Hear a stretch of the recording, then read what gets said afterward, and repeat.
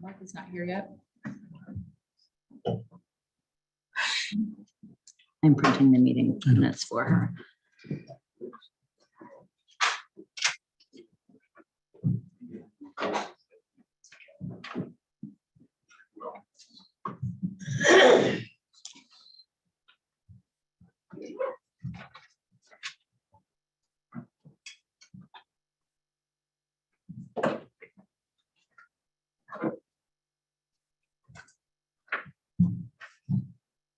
This is like sitting on a work conference call when they haven't started yet. Uncomfortable silence.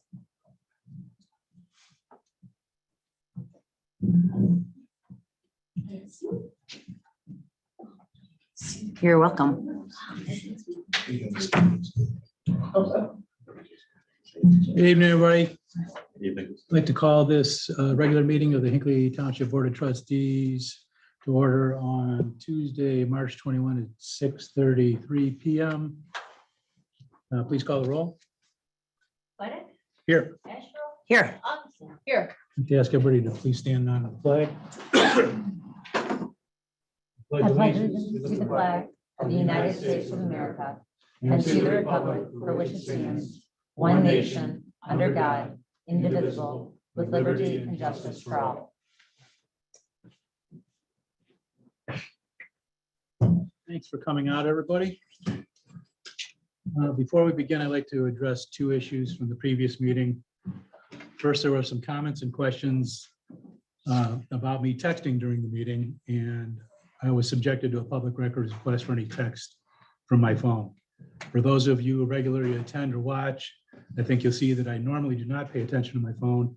For that meeting, the fiscal officer was not able to attend, and I'd asked her for information on several items for the meeting, which was the reason for my use of my township phone during the meeting.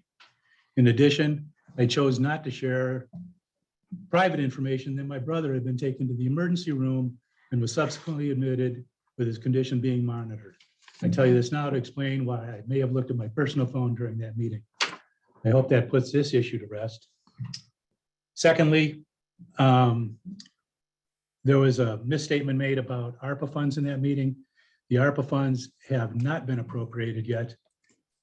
The intent is to do that once we get these road project bid out and the contract awarded. But at this time, that has not happened, and there has not been a separate fund made for those. So with that being said, we have a special guest this evening, County Commissioner, Mr. Harrison, if you'd like to come up and talk with us a little bit about the EMA resolution. Sure. Yeah. And I didn't presume that special guests referred to me, so I assume there were others It is. in the room. So, well, thank you. Thanks for the greeting and the welcome. And yeah, just to introduce myself, I am Aaron Harrison. I, in January, was appointed to the Board of County Commissioners and been serving there since. So it's been an interesting 2-month adjustment to the new position. And I found myself enjoying it, but I'm also trying to get around and kind of make introductions around the community. So thanks for welcoming me here this evening. The second purpose, other than just making an introduction, is it is on your agenda. It looks like on the second page of it, there's a reference to the EMA resolution. I'm presuming that has to do with the amended agreement that was circulated by the Commissioner's office, I believe last week or perhaps 2 weeks ago. I think it was maybe 2 weeks ago that was circulated from our office. And that is an amendment that the Commissioner's office has proposed that the various subdivisions around Medina County are being asked to approve. And what it does is it formalizes and updates the original EMA agreement, which actually dates back to 1990, was when the original agreement was put in place. The amendment is basically updating it so it's compliant with some revisions to the Ohio Revised Code as it relates to the existence of a countywide emergency management agency. And then with respect to a few other updates, it tweaks in some respects the way the executive committee is seated on that board, but with the primary purpose being, again, compliance with the law and then consistency with the 1990 version of the agreement. So we're trying to make as few changes as possible as far as the amendment's concerned. So there've been some emails that have gone back and forth when it was originally proposed. And so it seemed to make sense as I'm going around and making these introductions as it's in front of some of the boards to make reference to it. Happy to answer if you have any questions about that as well, but that's basically the gist of it. So my understanding is that pretty much as you said, not much has changed and it's fairly following the original agreement with some clarification on the board appointments. Would that be correct? Right. So the original agreement dates back to 1990. The statute from then was in its infancy. It's been changed, as you can imagine, several times in the ensuing 30 plus years. And so the primary changes were to revise the compliance with those code changes, and avoiding getting too technical, the original appointment language of the committee, the makeup of it from the 90 agreement and the current agreement has changed a little bit, but ultimately the new agreement is going to provide for a committee of 12 people, 7 of which are prescribed by statute, 2 additional appointments, which would be 1 county commissioner and 1 appointee that's a non-elected individual approved by the commissioners, and then the remaining 3 spots on that 12-person committee to be filled out by those other folks who are prescribed by the statute and the agreement. So without getting, again, like I said, too technical, that's the essence of the change. So Are there alternates to those folks? Interestingly, there are not. And there has been some, I guess the best word to use would be inconsistency with the people who've attended and sat on the board, or not the board, the executive committee. But within those 12 seats, there aren't any provisions in the statute for having alternates appointed. Now, the committee itself currently consists of fire chief from Medina, it consists of the city manager from Brunswick, it consists of public safety official from Wadsworth. So some of those roles they've just been the individuals who served in what the statute would refer to as the chief executive capacity of their municipalities. But I don't know that, I think we probably need, there's no real intention with doing this that it would necessarily have to change that unless the prosecutor's office weighed in and said, that others need to sit in those seats, but I haven't heard anything about that just yet. It's a large group, so I'm sure you'll have a quorum. You don't need to really worry about alternates. So I was just curious. Right. And the meetings are monthly and it's always pretty well attended, but yeah, there isn't provision. Currently there are 2 elected township trustees, trustee from Sharon Township, Brian Gushin, and then 1 from Lafayette, Marty Ricola are serving kind of on behalf of the townships. And then there's no real prescription in the agreement if those extra 3 the committee appoints, those could be elected or non-elected individuals. So I don't think that'll be a committee discussion that'll happen once the new agreement's put in place. So I think Commissioner Hambley did a really nice job in answering my questions in his email. great, good. Anything else? Any other questions for this fine man? I'm glad you're here. Well, I appreciate you having me. Yeah, it's my first Hinckley trustee meeting. So glad, I'm sure they're all this well attended. I won't presume to take credit for that fact. So I'm sure nobody knows. It's our fan club. Yeah, that's right. That's right. But yeah, thank you very much. Thanks for having me. Thanks Yep. for coming out. Thank you, sir. My pleasure.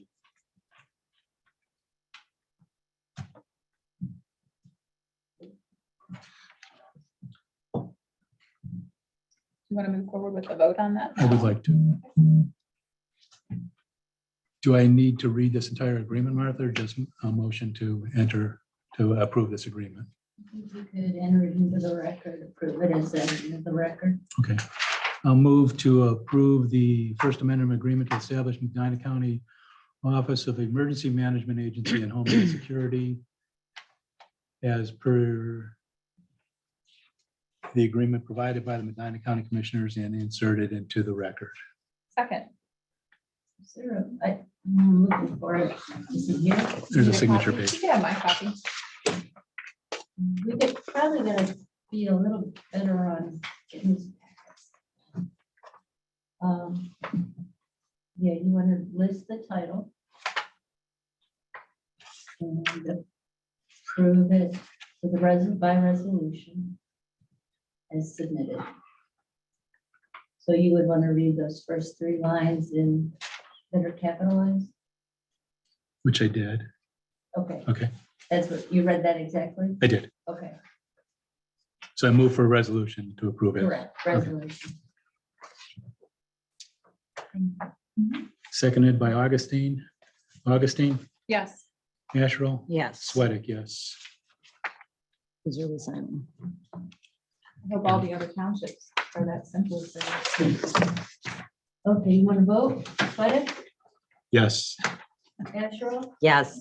Yes.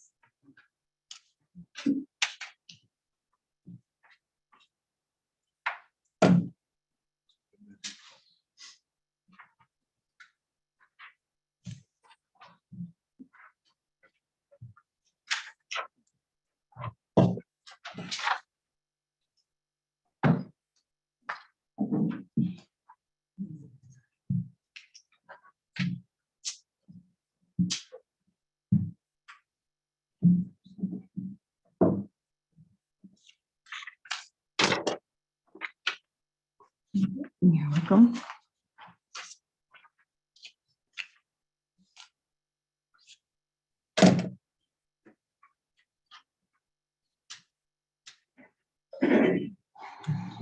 Okay, in the interest of getting the commissioner out of here, I bypassed the approval of the minutes.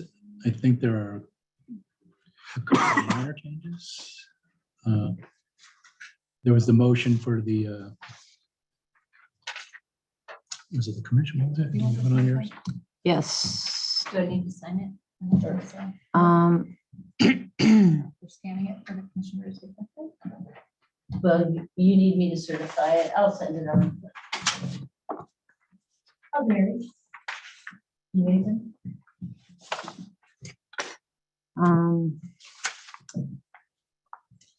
Yeah, what I found was, we were missing the motion. Mr. Sweattick made a motion to pay Medina County Commissioner's Office $750 for the 2023 annual stormwater program fee. It was a second by Asherle and a vote of yes by everyone. Thank you. This is the Yes. March 7th meeting minutes. March Yes. 7, yes. I have some minor changes as well. Okay, do you want to go ahead? Do you, With if you yours? have, I'll wait till you're done. I had on page 5. Fourth paragraph, it said Ms. Augustine requested an agreement. It should be Ms. Asherle. Yeah, I changed that one already. And it's in 2 different spots in that paragraph. Thank you. And same paragraph, next line. I made changes, so I don't know what, I think it said all 3 trustees. I said board of trustees. Which paragraph? Same paragraph, second line. So instead of all 3 trustees. Instead of all board 3 of trustees, I said board. Okay. Since there are times where all I 3 of us are not apologize. here. The second sentence where it says Miss Augustine, that is a correct statement. That's not Miss Asherle. I said it was twice and it's only once. Okay. It's as submitted. Correct. Okay. And then same page, next paragraph, in the actual motion, it should be approved by the board prior to being submitted. And that's what I have. You want board or board of trustees? Board. Well, type my motion, I said, what did I thought I said, yeah, Either board is of fine. trustees. Okay.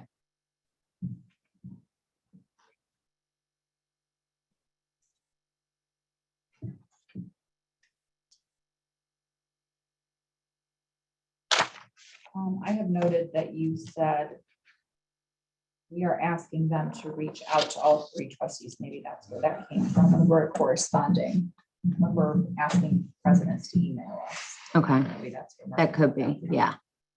That would make sense.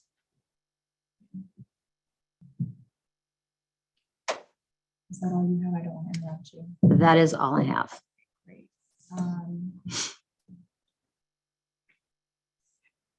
On page 2, third paragraph down, Ms. Augustine stated her commitment to providing city water to town center businesses. It was just a town center. We have a lot of residents that have struggled as well. So we could remove businesses from the third paragraph down. Thank you. And then trustee Ashell had my change. It's the same.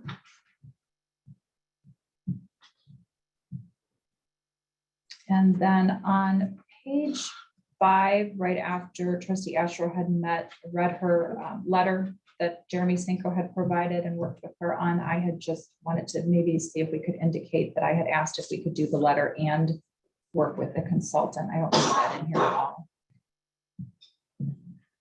Okay, I did add that, I did add that the township would include grant funding in it, but can you read to me what you would like? Is it the trustees agreed that this should be done and will review the draft and discuss the final version at a future meeting to also include potential grant funding or consultant, or what do you want it to say?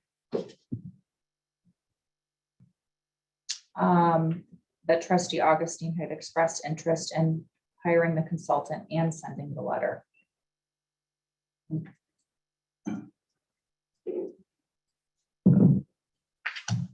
that's all I have.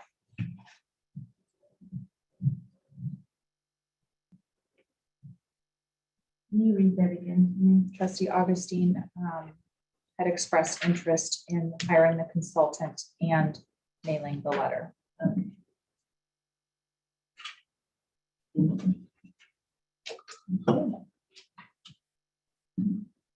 Motion to move to approve the March 7, 2023 regular trustee meeting minutes as amended. Second.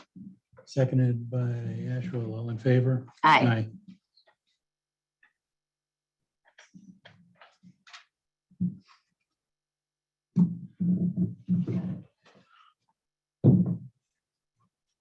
Okay, on to Chief Senator. Good evening. Evening. Requesting trustee approval for the 2023 Township Employee Assistance Program through Assist Now at an annual cost of $1,696. So moved. Second. Seconded by Ashwell. All in favor? Aye. Aye. The training request to send Patrolman Landis to attend Field Training Officer Seminar presented by Kaminsky, Sullenberger and Associates, May 8th through the 12th, 2023 at the Streetsboro Police Department, Streetsboro, Ohio, for a total cost of $375. So moved. Second. Seconded by Ashwell. All in favor? Aye. I have one item that's not on the agenda. It's trustee approval to accept the transfer of sick leave from the city of Lorraine to the township of Hinckley for Officer Michael Shamblin. The transfer was for 435.9 hours. So moved. Second. Seconded by Ashwell. All in favor? Aye. Can you, what was that total amount? Just as a FYI, that's required by statute that we have to accept. 435.9. 435.9. Thank you. You're welcome. That's all I've got. Trustees, anything else for the chief? Do we want to tackle this assist now while you're here? It's already been signed by trustee Okay. Sweattick. I'll see to it that it gets sent to the Assist Now folks. Maybe you could announce your thing this Saturday. Yeah, this Saturday from 9 to 10, we are having a scam presentation. Detective Kinney and others will be presenting to those that come. We'll be going to put it up live on Zoom to discuss an overview of the scams we're seeing, not only locally, but across the country. So, thank you. Donuts and coffee. What's that? Donuts and coffee. Donuts and coffee too. I mean, that's worth it just for the donuts Compliments of and Hinckley coffee. Donut. It's here, yeah. And it will be on Zoom also if you can't make it. If you don't want the donuts, you can Zoom in. Or we could save one for you. Anybody else from the public have anything for the chief? Chief, if you'd like to leave, you're welcome. Thank you, sir. Have a good evening. You too. Have a good night. You too. Good night, Thank you. Chief. We'll see you later.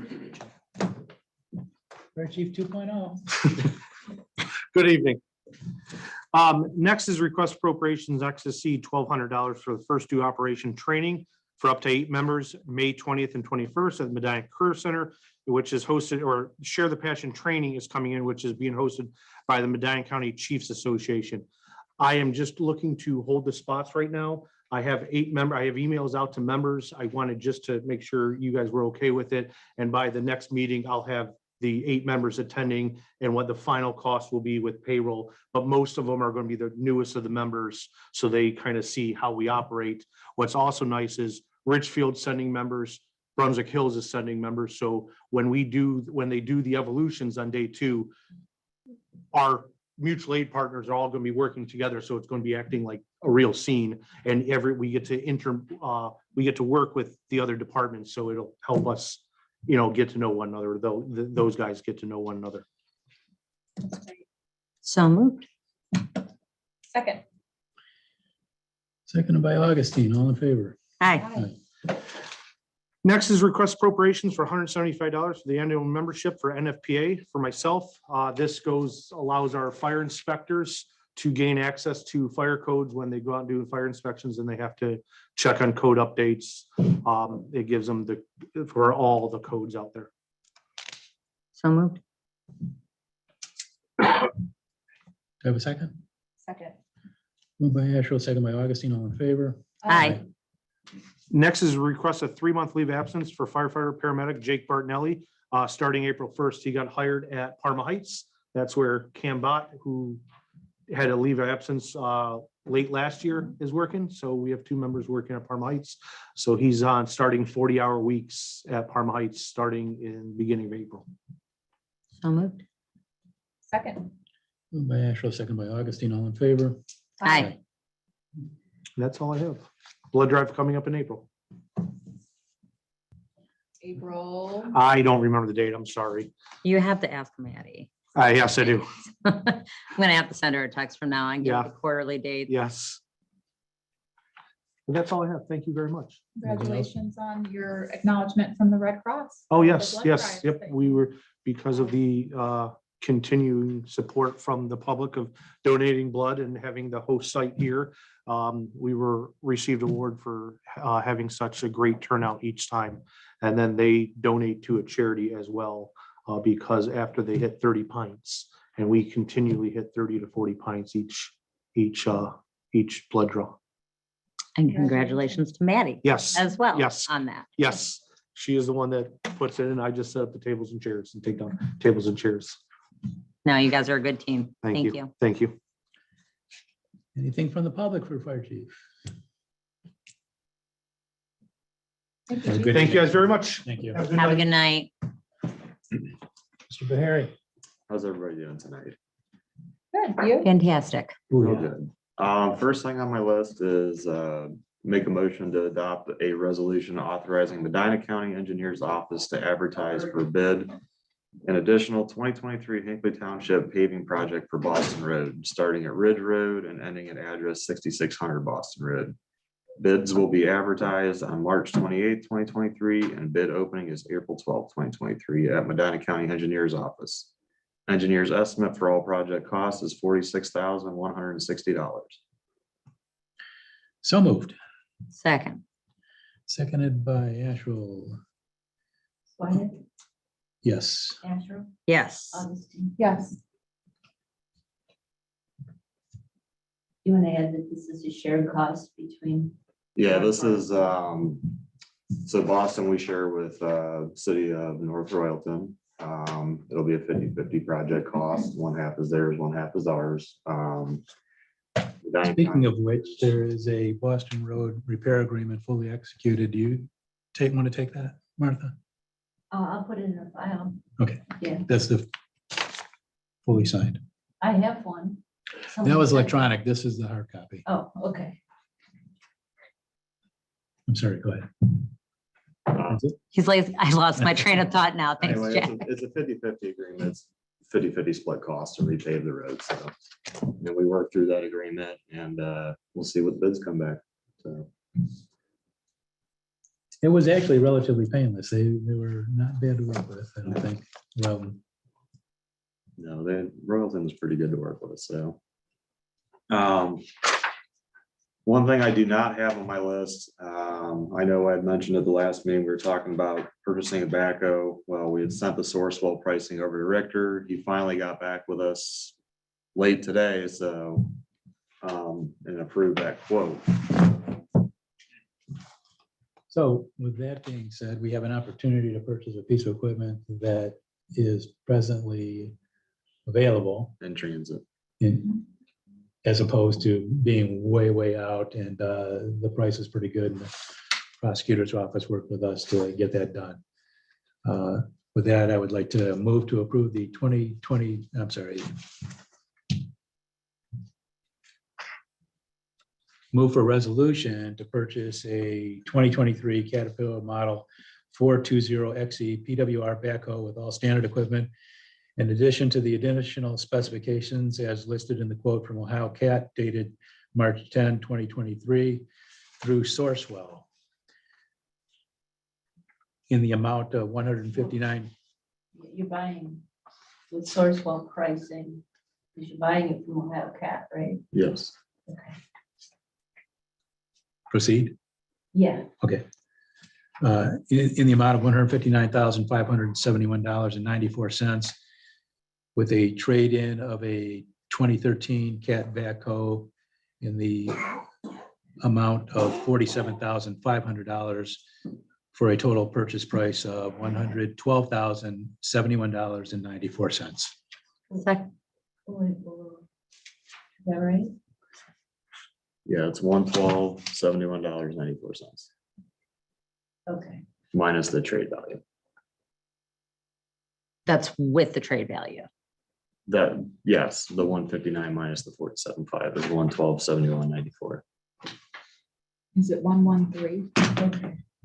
I feel like that math might be just. And then the warranty is gonna be added on as a separate motion? He said everything was good to go, the Everything prosecutor, is so, good to go. Okay. yep, I everything total apologize. price I was wise. just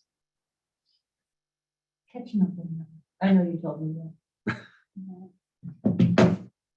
Second. Seconded by Asherle. A lot of numbers today. Says the fiscal officer. Would we like to vote? Sweattick, Yes. Asher. Yes. Augustine. Yes. Good job. And then just another quick update. I know me and Jack had met with Martha earlier in the year. We were talking about replacing one of our trucks. Trucks right now are looking like 2 years out on it. Met with one of the Mac dealers and we're pricing this through the ODOT contract. And if we can get it approved by Richter and everything, we can get into a build slot of this year. So possibly could have that by November, December, possibly. That's, so just an update on that. Just something we're looking into, so. Try and refrain from burning up our resources at the prosecutor's office. But other than that, that's pretty much all I have for tonight. Very quickly before you go. I have received a compliment from our sexton, Suzanne Peterlin, who said that she has been receiving many compliments about how well our service department is handling graves at the cemetery, how pristine the graves are being dug. And so I just want to thank you for your work and that of your team in the cemeteries. No problem. I'll let the guys know. Thank you.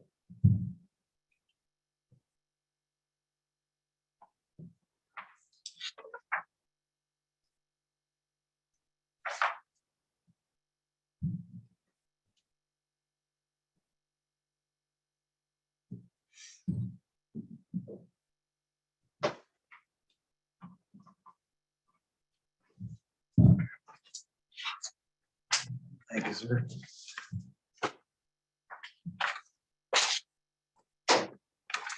Okay, now we will move on to, you all good? That's it. Does anybody have anything for Mike? Move on to zoning. Thank you. Thank you. You have before you a resolution with pictures, reporting that has been done by Tom Zabatny, who is here with us tonight. For those of us in the audience who don't know Tom, works on all of our violations. One of the things the trustees agreed to last year was to move forward with the complaints that we were receiving on 25 River Road. Tom and I went to this gentleman's door in an effort to assist him and offer the assistance of the community in helping him remove some of the debris in his property, and to no avail. We have not been able to contact him. This has been an ongoing issue for, what would you say, Tom, well over 10 years? Yeah, so the trustees, like I said, agreed last year that we would move forward, and so we have a resolution here in front of us from the prosecutor's office. Do the trustees have any questions before I move forward with the resolution?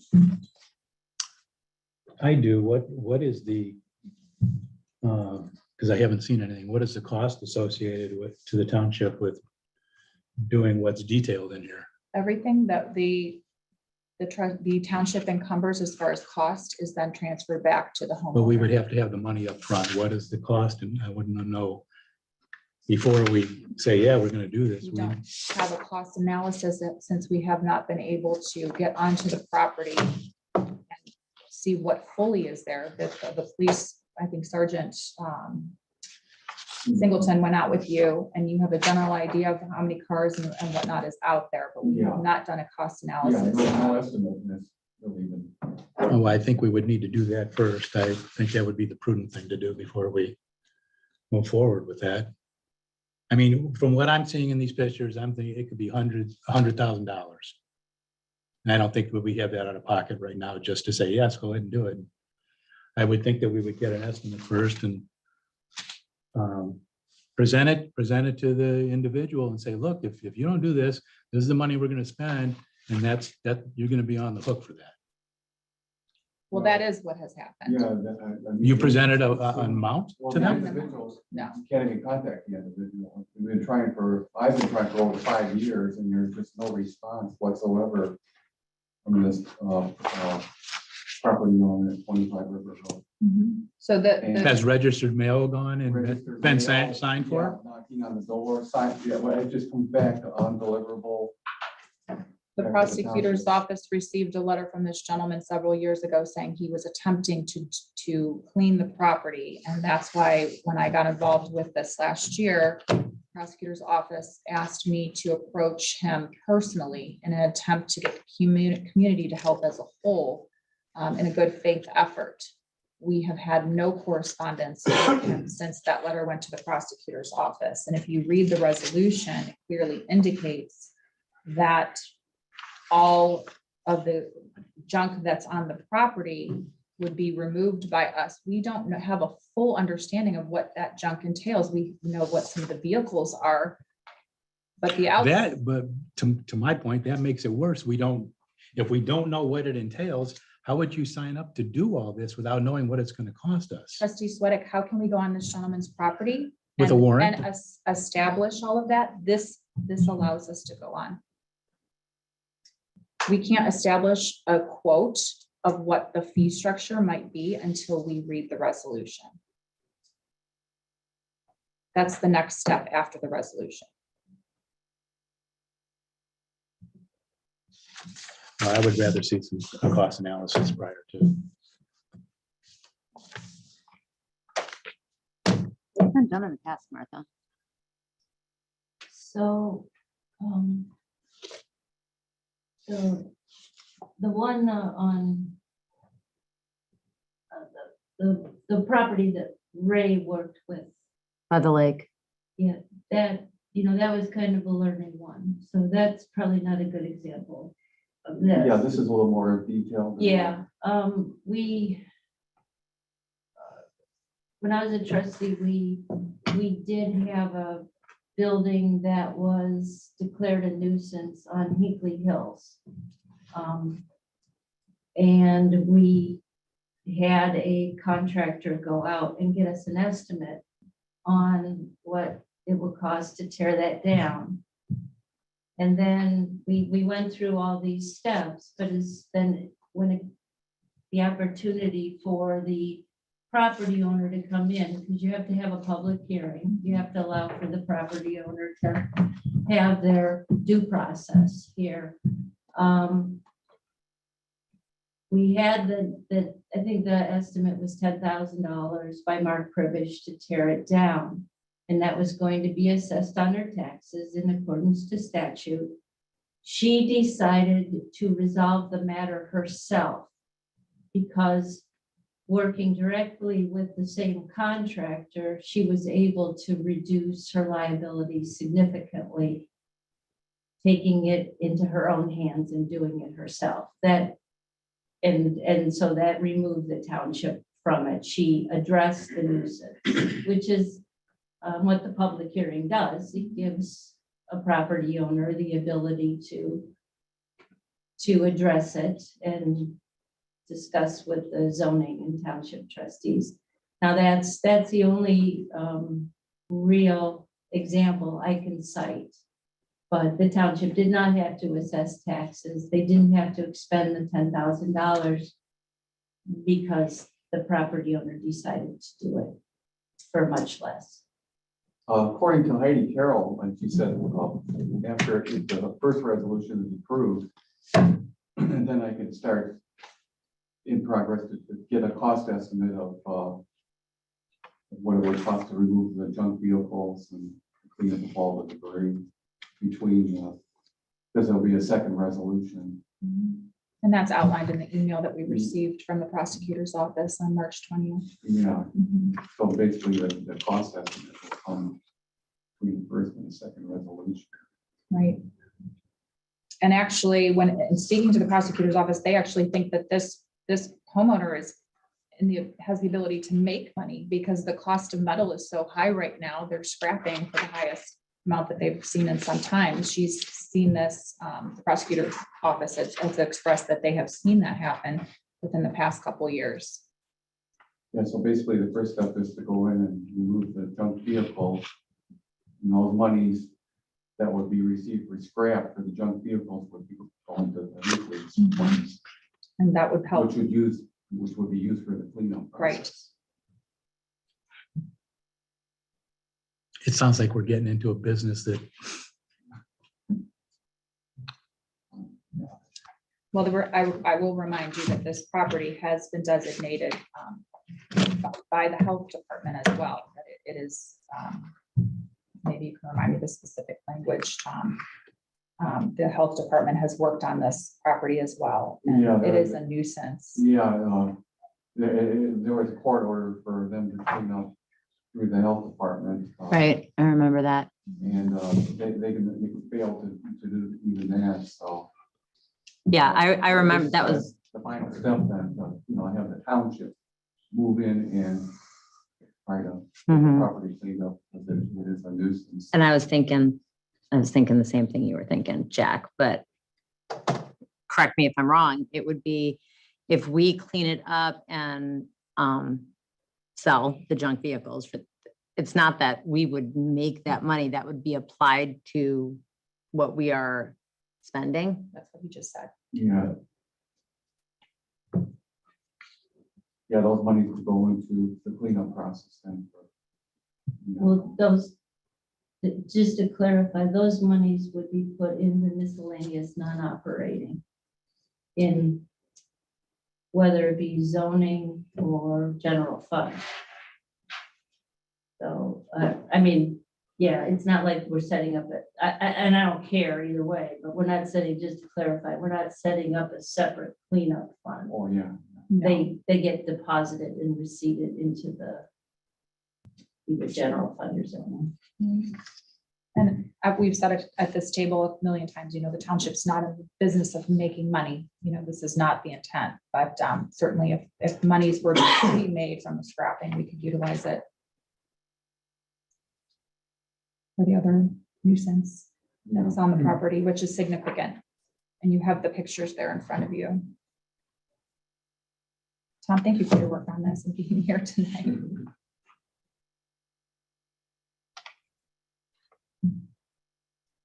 So do the trustees want to move forward with the resolution, or do they feel that we need to garner a estimate for cleanup when we really can't get back onto the property to do that?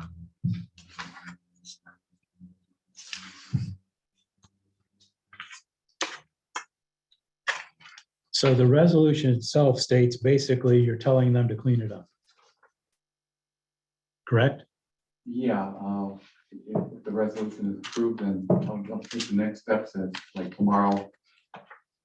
The order that came from the prosecutor's office, I'll post that on the property owner's door, in full view. And then, and that will go into the Gazette stating that, you know, you must clean up this property, et cetera.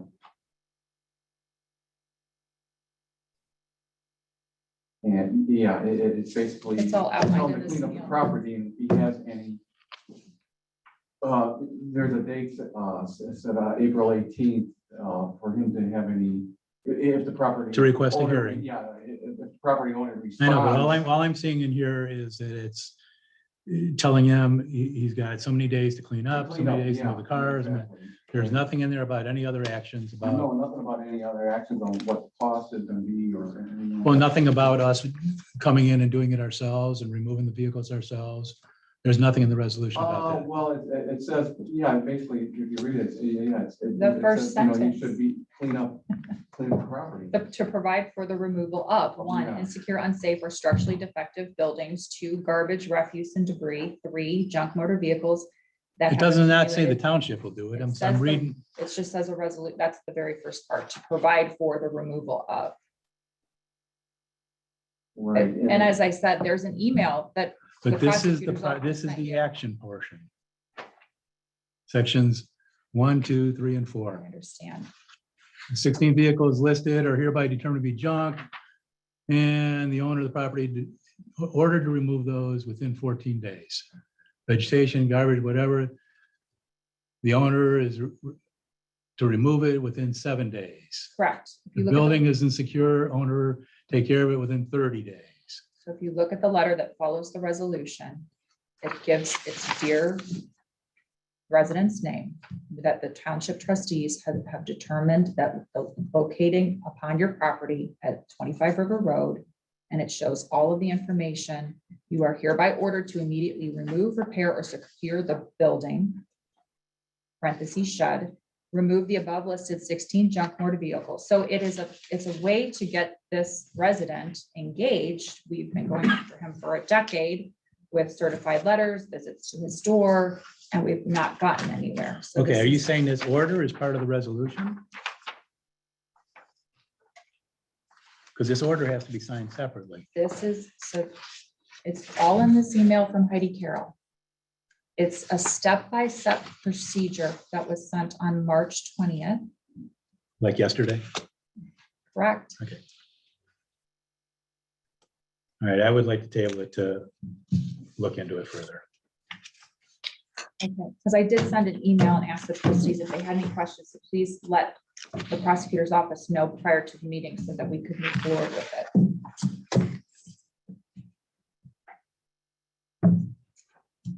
Trustee Asher, are you in agreement to table this for right now? Yeah, we can table it. I would rather all of us be ready to discuss it. When did the first resolution get sent out?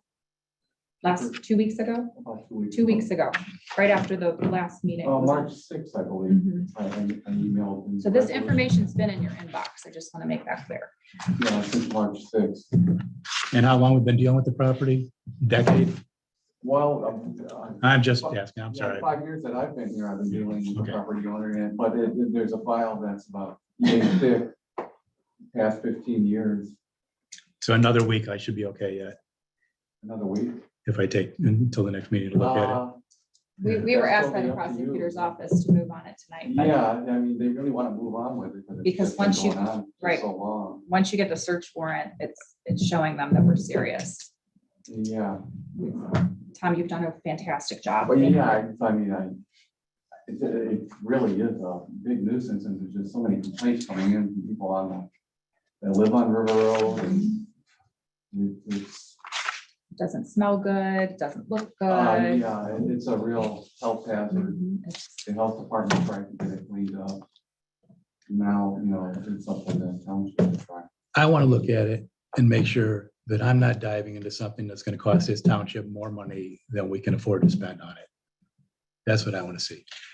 That's my first concern. If you guys want to vote as a board, that's up to you. Well, as I said. That's my choice. All expenditures do go back to the property owner. It's not like the township is going to go into debt. Yes, they will, because that doesn't get paid back for how many years?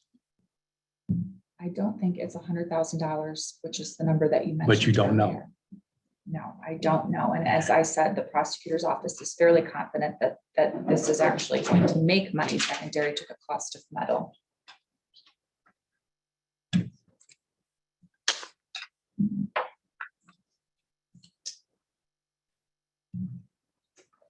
And like I said, the estimated cost would take place between the first and the second resolution.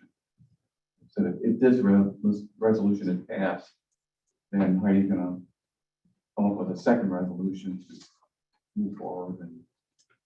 But that would be- You'll know the cost estimate of what it's gonna. Right, that's gonna be after we have the cost Yeah, estimate. after You approve on the first resolution. This is just to go in and to, make him aware that we're kind of serious and you're gonna take the next step to get this property cleaned up.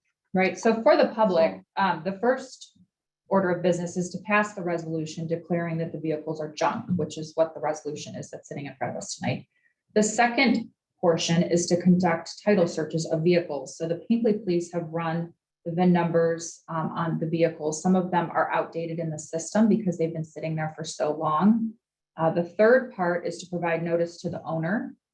So, we can't just put a lien on someone's house. We have to make them aware. And under section 505.871, if the owner's address is unknown or cannot reasonably be ascertained by an exercise of reasonable diligence, the board shall publish the notice in the newspaper. So we really do follow the Ohio Revised Code and all the processes here. In addition to sending the resolution and the exhibits, which Tom has done such a great job of documenting this property, and mail to the landowner, then we would have another resolution. I apologize, we wouldn't have another resolution until after we get a certified salvage company, to your point, trustee Sweattick. But we give this gentleman an opportunity to clean the property up. And I think that's the main priority with the resolution is it's not for us to go in and say, we're going to be cleaning this up on your behalf. We're saying, we're very serious. We take this quite seriously for our neighborhood on River Road. And we would like to move forward in having you clean the property up.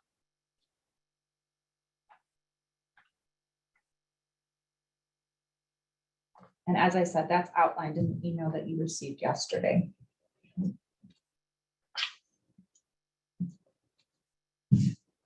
Tom, do we know, are they living there? I believe he's living there because he does get the mail there daily.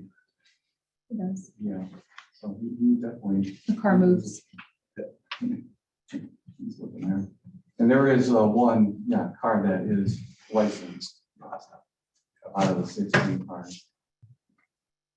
A current license on it, so that I believe that's his vehicle. Mr. Pearl, Trustee Augustine, can you comment further on snow?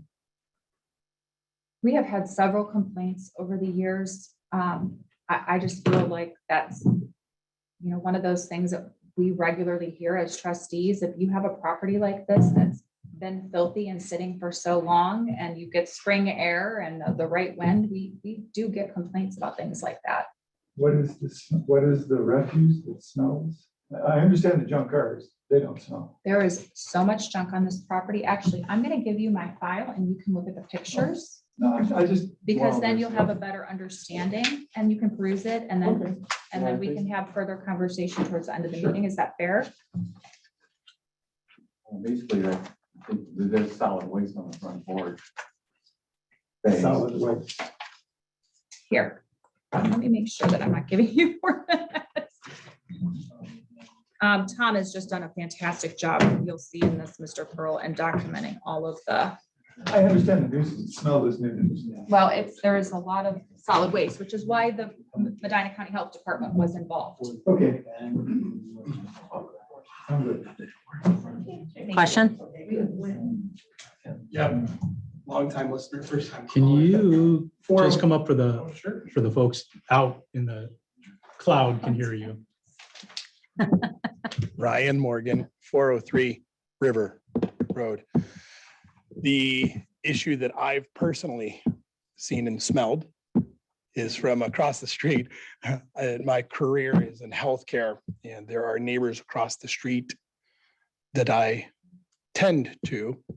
And while over there, they have brought some of those issues that we're speaking of to light. And I walked to the end of the driveway with this said resident, and they go, "See what I mean?" And it smells of maybe an overflowed septic system of sorts. They also pointed out that if you go there and look, the side of the house where the bathroom is, someone last year hand dug a trench that then leads to the rain catchment system. So their assumption is, because his wife and daughter have left him, he's continued hoarding and isn't even servicing his septic system. And they used to be friends with him. Over the years have befriended him. They don't talk to him anymore. Family has left. There was supposedly a law enforcement incident where the daughter was held at gunpoint to leave the premises because he didn't want his daughter there to get her things anymore. And this said former policeman, who is since retired, has been hoarding, and there are family members that haven't been able to talk to him in years. So I think it's a little bit more of a situation than some of us are just, some of the folks around here, I guess, can live a little off grid. I think this is a little bit more serious of a situation, but that's just my 2 cents being a river resident. Thank you. Thank you.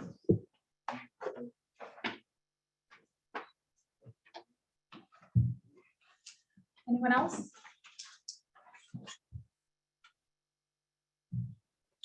Well, I would just like to clarify that this email from Heidi just pretty much details the junk vehicles. Is that correct?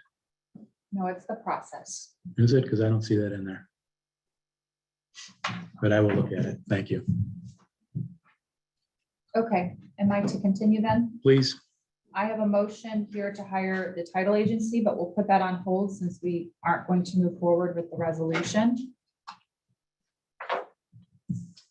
I'm going to jump ahead a little bit, skip around. I want to thank everyone that was a part of Buzzer Day on Sunday. It was a fantastic day, and every single person that was there touched and made an impact on our community and had a great event. So thank you for that.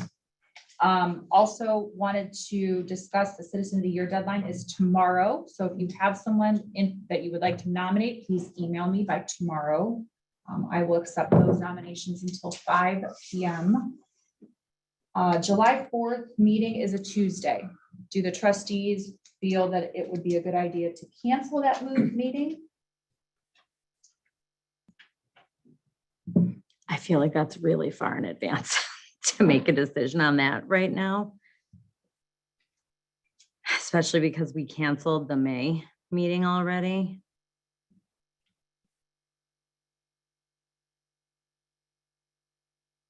I just know that, as you said, our fan club may want to make some plans for travel and may need to know if they have to be here on a certain day for a meeting. Well, I hope nobody's planning their vacation around our meetings because you can Zoom or YouTube, but I'm not ready to make a decision on that yet, whether or not we want to cancel that meeting. But that is just me. No, we haven't looked at May 2nd yet. Well, we canceled May, the second meeting of May. We canceled the second meeting of May. We said May 2nd, we're going to have in the old fire station. Correct. And we're doing it COVID style. Absolutely. They can be shared. Thank you.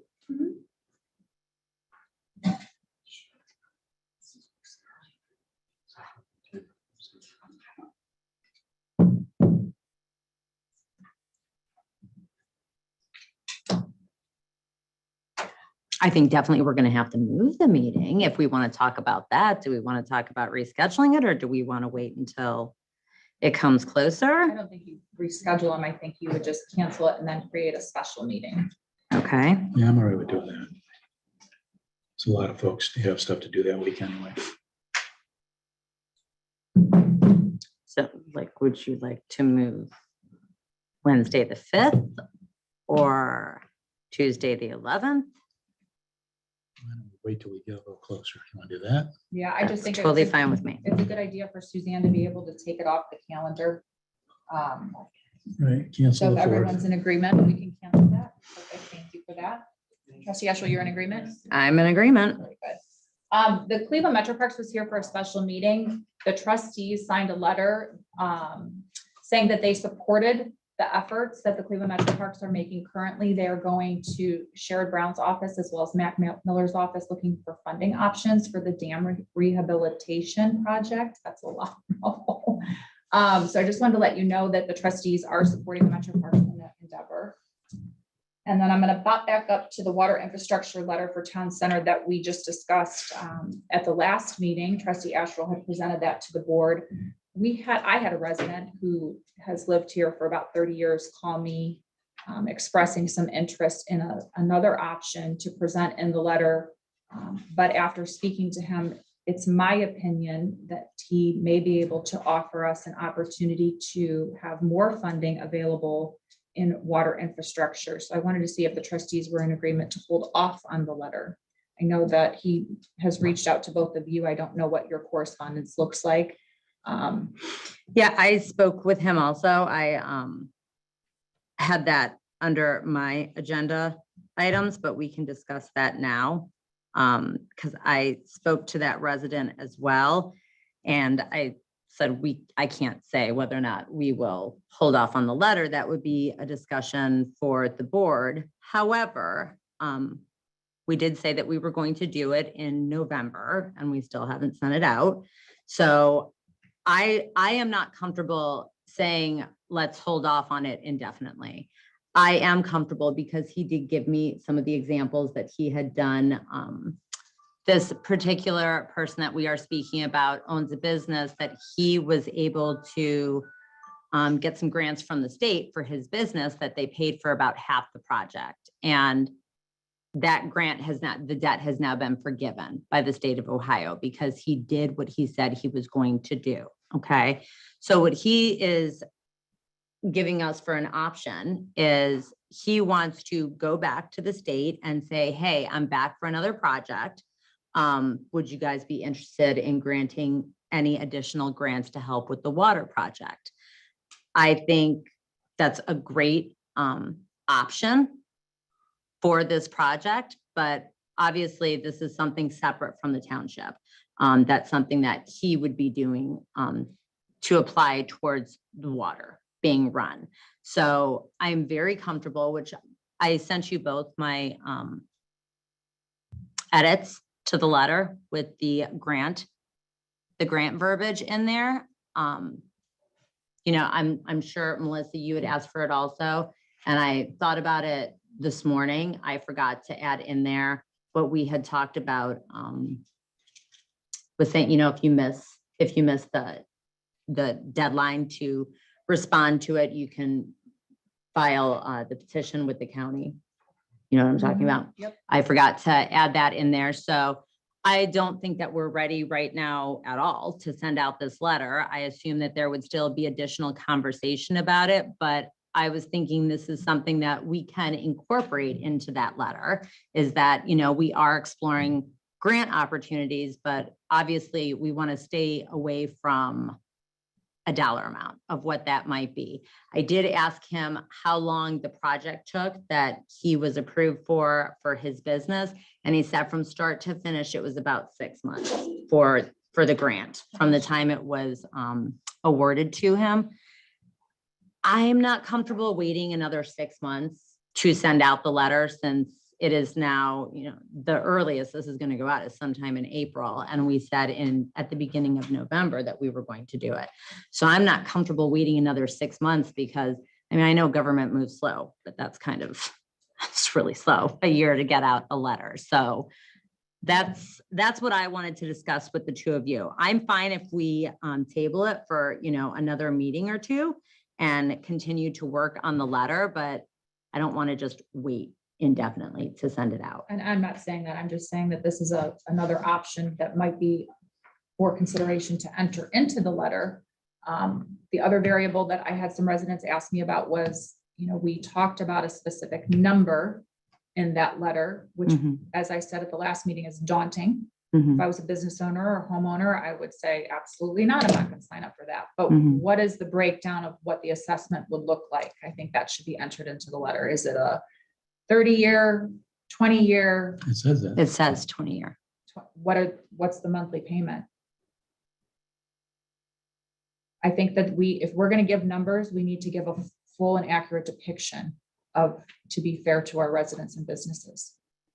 Well, I wouldn't be comfortable citing a number. It would have to come from the county. I That's mean, fine. If the county gives, these are the numbers the county gave us, correct?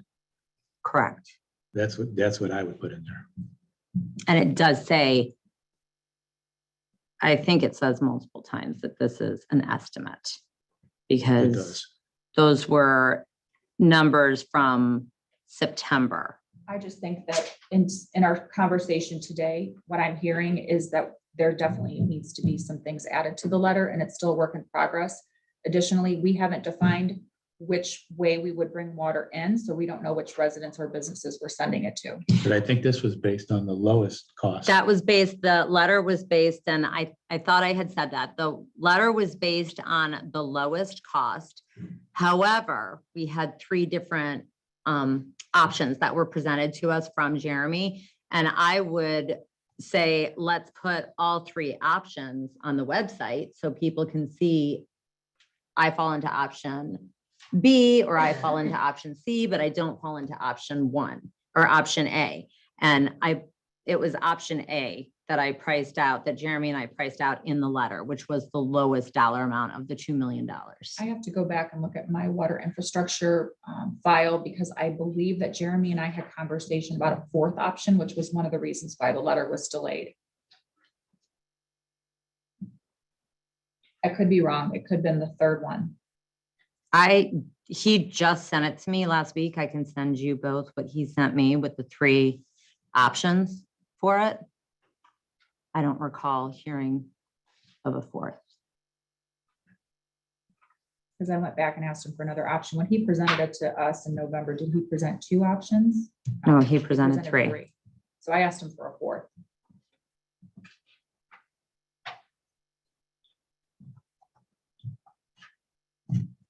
So I just think we're in agreement that it's still a work in progress. I will go ahead and edit the letter or make some suggestions to Suzanne through the letter about the letter so that we can move forward a little more collectively at the next meeting. Do we want to talk about maybe doing a work session? I won't be able to do a work session unless it's after 5:30. In the evening? It's been a while since we've had one. We're doing the handbook. That was a lot of work sessions. I see that's on your agenda tonight. How exciting. We combined it. Do you want to do a you want to schedule an evening work session where it would just have to be us? It wouldn't have to be the department heads? Sure.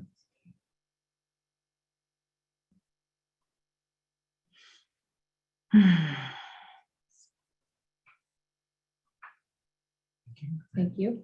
Does anyone else want to see the pictures of the nuisance? Would you like to come up? I drive by it every day, like, so it's in the backyard. There you go, sir. This is just being nosy. Sure.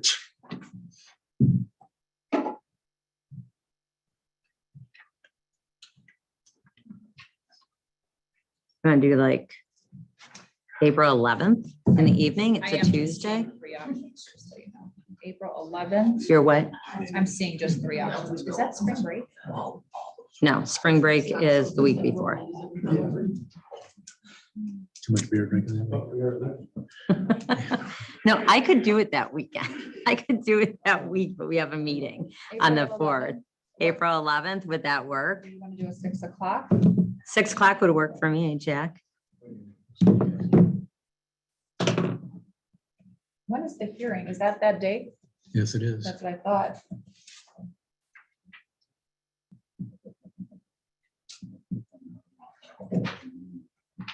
Six PM on April 11th. Will you let Suzanne know? I will let Suzanne know. Which we'll talk about that later because I have another possible meeting as well. Okay. But Jackie may I've be. got one more agenda. addressing item if everyone's in agreement to let me continue on. Okay, There was a motion made at the last meeting. Motion that all written communications authored by the trustees and the Hinckley record and the newsletter is approved by the board prior to being submitted. I'm going to request a couple things on this, and I hope that the trustees are in agreement with me on it. Number one, if we're to move forward with this, I would like to get an opinion from the prosecutor's office on this motion because I don't believe that it's constitutional. I think it goes against First Amendment rights.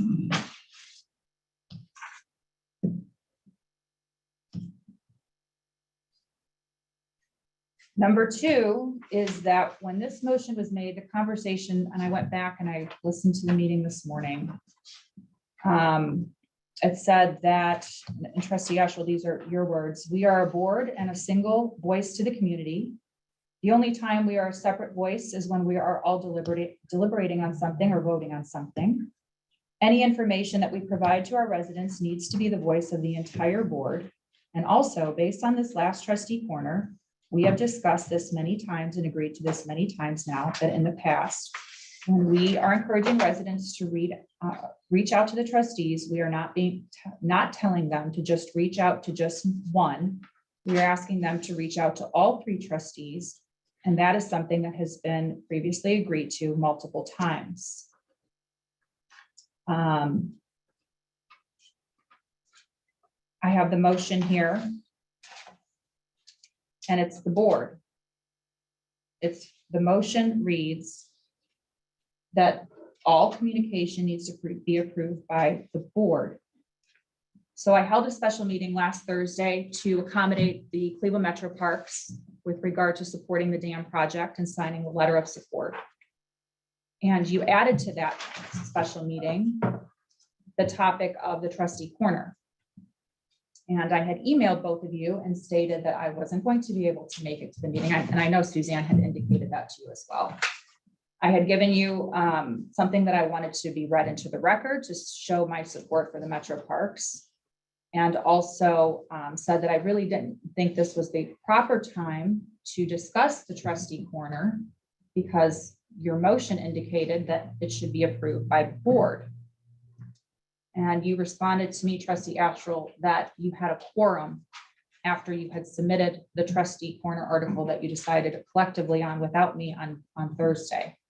At which time I had responded, and actually you may have said that we had a quorum after I had responded to Script Type Publishing and explained to them that I do not support the article that was submitted. And I didn't understand why the motion is quite clear that the board is to approve all communication in the Hinckley record, and two trustees move forward without the full board and sent a trustee corner that they approved to the Hinckley record for publishing. Can someone explain that to me? sure. I did say the board in my motion. And I just want to remind you of something that you said to me about a year ago. And that was that our government operates every day and does not take a day off because I cannot attend a meeting.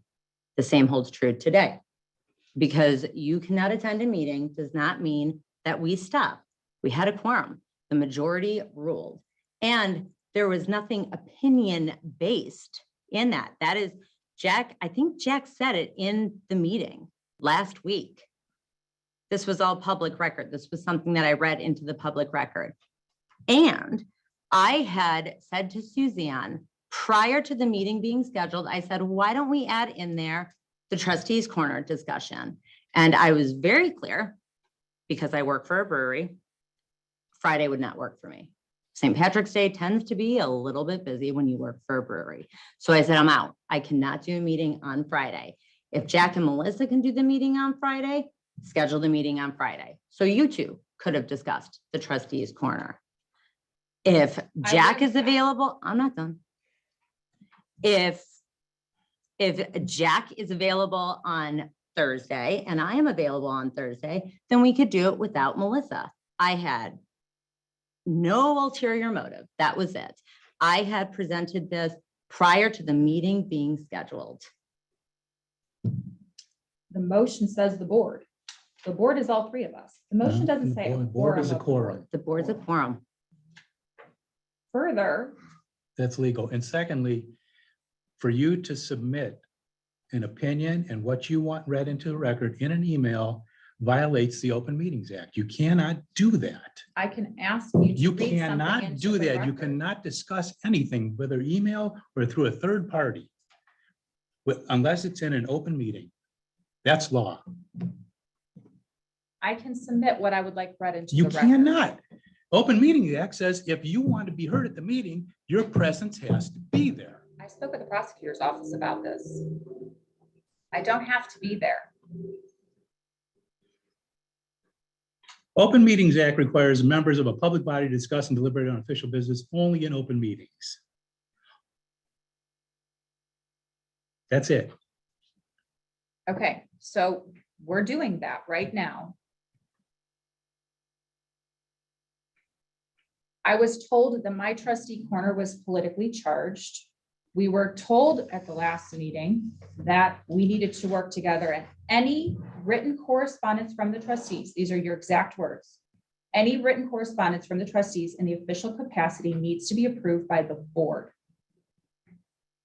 It was. I'm not arguing with my words. I think I made the motion. We talked 3 about times. how I'm not arguing with the words.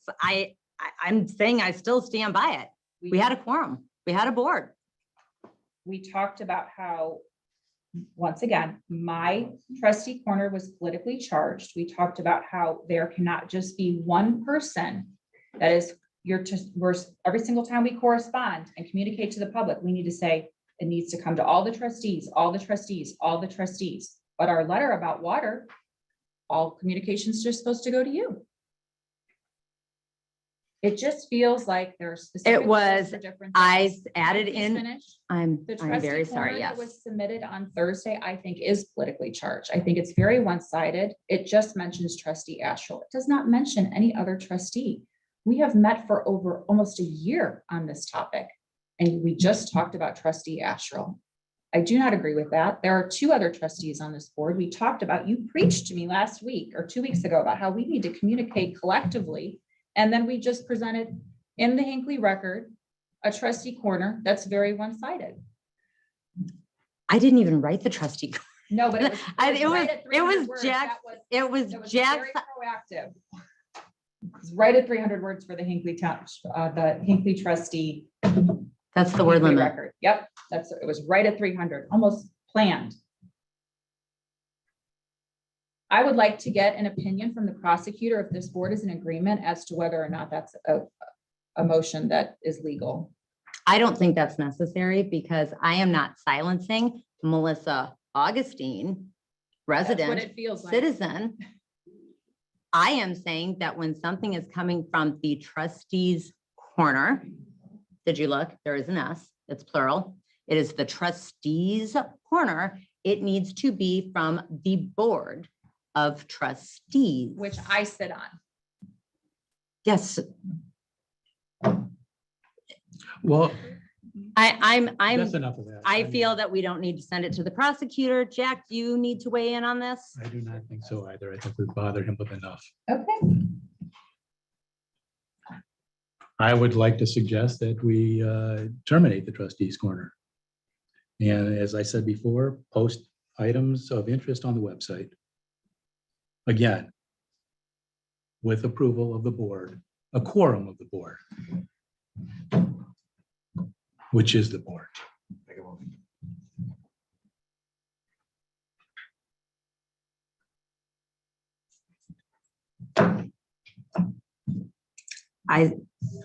I know I said this 2 weeks ago and we voted on it. If that's what you two choose to do, then that is what the two of you choose to do. I still like that that is a way for us to communicate to the residents because a lot of people, they're not going to go to the website to read it. They're just not. They're going to open up the paper and that's how they feel connected to what is going on and following what's going on in the township government. My thoughts only, if that's what you two choose to do, I believe in the process, so I will honor it and say it was a board decision.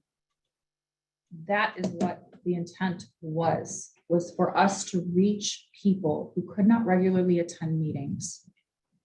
We took turns from the beginning when it started in 2017. The trustees took turns writing it. The picture may have changed. It may have shown 3 trustees. It may have shown 1, but the trustees always alternated in writing it. It was a way for us to reach into people's homes one at a time and have conversation with them and keep them updated on current events. I would like to keep it. I don't see any reason why it can't resume, but I think that this motion is crippling the process that you say that you enjoy in having conversation with the trustees in the Hinckley record. I do enjoy it and I will continue to enjoy it. It'll just come from the whole board And we instead of indicated, one person individually. you indicated at the last meeting that we would meet on the 2nd meeting of the month to discuss it, not in a special meeting. And I think that might be too late. So I think we should just put it on the agenda for the first meeting of every month so that we can culminate it collectively. I agree completely with that. Okay, moving on. Trustee Asher. Oh, is it my turn? All right. I would like to make a motion to purchase additional hard drive, 250 gigabyte hard drive for Tom Wilson's laptop in the zoning office at a cost of $215. Replace the 8-port switch in Suzanne's office for $227. Replace the APC battery backup for $423 and APC 3-year extended warranty for $125 for a total amount of $990. I have a total cost on our agenda that shows $865. She added a warranty in there. 120 something. And just did the math before, but You said 125 for a warranty, right? mhm. Yeah, that's not included up in this. That's why. I just want to make sure before we make the motion. $990. Have a second. Second. Second by Augustine, all in favor? Aye. I would like to continue the discussion that was started last week on the hiring the CT consultants. I was not ready to discuss it last week, but I did a little bit of research in the last 2 weeks since that meeting. And in October 2017, the township applied for a $445,000 loan, 0% interest for road repair in hopes to gain the Ohio Public Works Commission grant. The township, which is what we were talking about 2 weeks ago, to refresh everyone's memory. The township was not awarded any grants, but we did benefit from the 0% loan. So it made perfect sense that that's why we did that.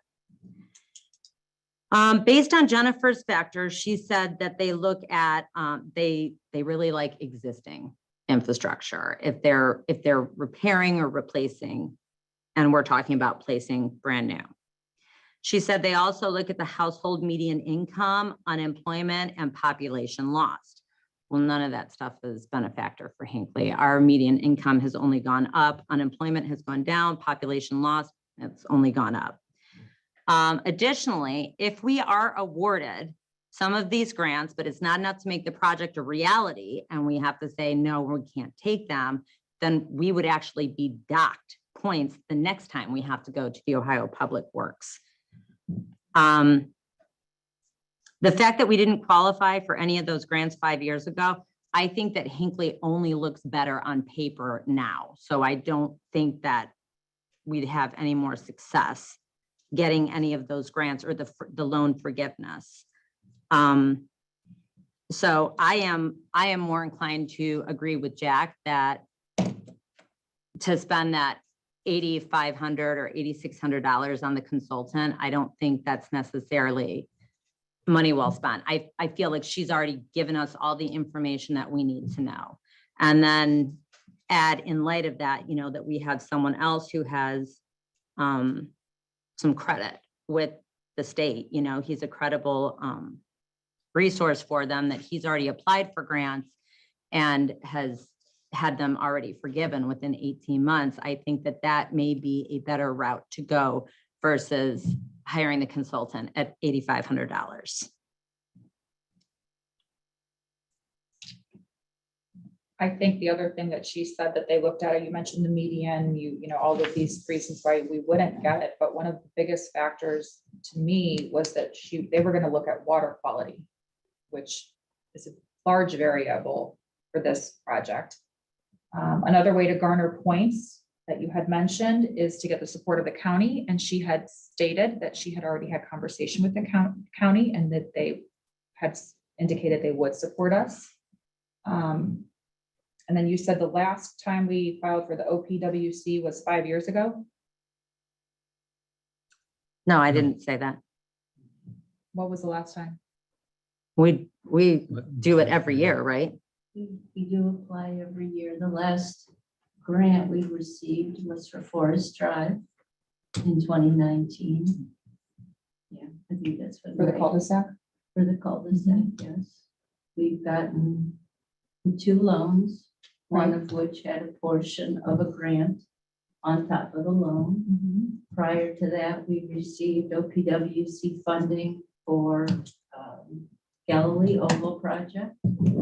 Prior to that, we received OPWC funding for Brookside Boulevard, which was a significant project. But to Monique's point, annually, it's usually the service department liaison, trustee liaison, and the service department foreman, road superintendent, and then myself will look at applicable projects that may rank within that. You take them to Andy, who's our Medina County engineer, and Andy determines whether or not he's comfortable enough advocating for them at the district meeting, which is multiple counties, multiple jurisdictions. We're part of the Lorraine group and go from there. So when was the last time we applied for it? Oh, PWC loan or grant, either one? Formally, 2019, but we, Melissa, again, I will clarify. We talk to Andy about it every year. Andy, the county, is actually the one that advocates to the district for the funding, and they split it all up. We talked to Andy last year, and Andy said, no, can't advocate for a grant, but I'll advocate for a loan.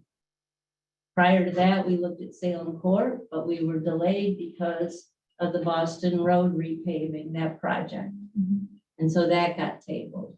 It's just depending on how many projects are required any given year throughout Medina County, throughout the rest of the district, and what the county engineer feels is a project that has the greatest need or the greatest, to Monique's point. Well, I'm sorry, I can't remember if you said this, but it might have been Jennifer that said it. But If it's a good point, I said. yeah, no, that's all right. You had a lot of good points, as everyone said good points, but the other really important component that she stressed, as far as OPWC goes, is the regionalization of the application. If you have a multi-jurisdictional application, or you have a lot of high traffic area, things like that, you're going to get a lot of points. We just haven't had those projects absent Salem Court, which does border Cuyahoga County, that would rank that high. For road projects. For money. And I don't, Because I was here in 2017. I remember Andy coming to the meetings and I remember the whole process. And I was just curious when last time was that we applied, because I don't remember doing it for some time. I remember it with the Forest Drive project. Thank you for that, Martha. For all of those in the audience that weren't here at the last meeting, Jennifer is a consultant that was brought in to give us information about finding funding for water infrastructure. And the first step in that is to apply for an OPWC loan. And once you're approved for that loan, it basically gives grants the idea that this is a full need, this is a need that you have, and then you can apply for other grant and funding opportunities from there. So just for those that weren't here last meeting.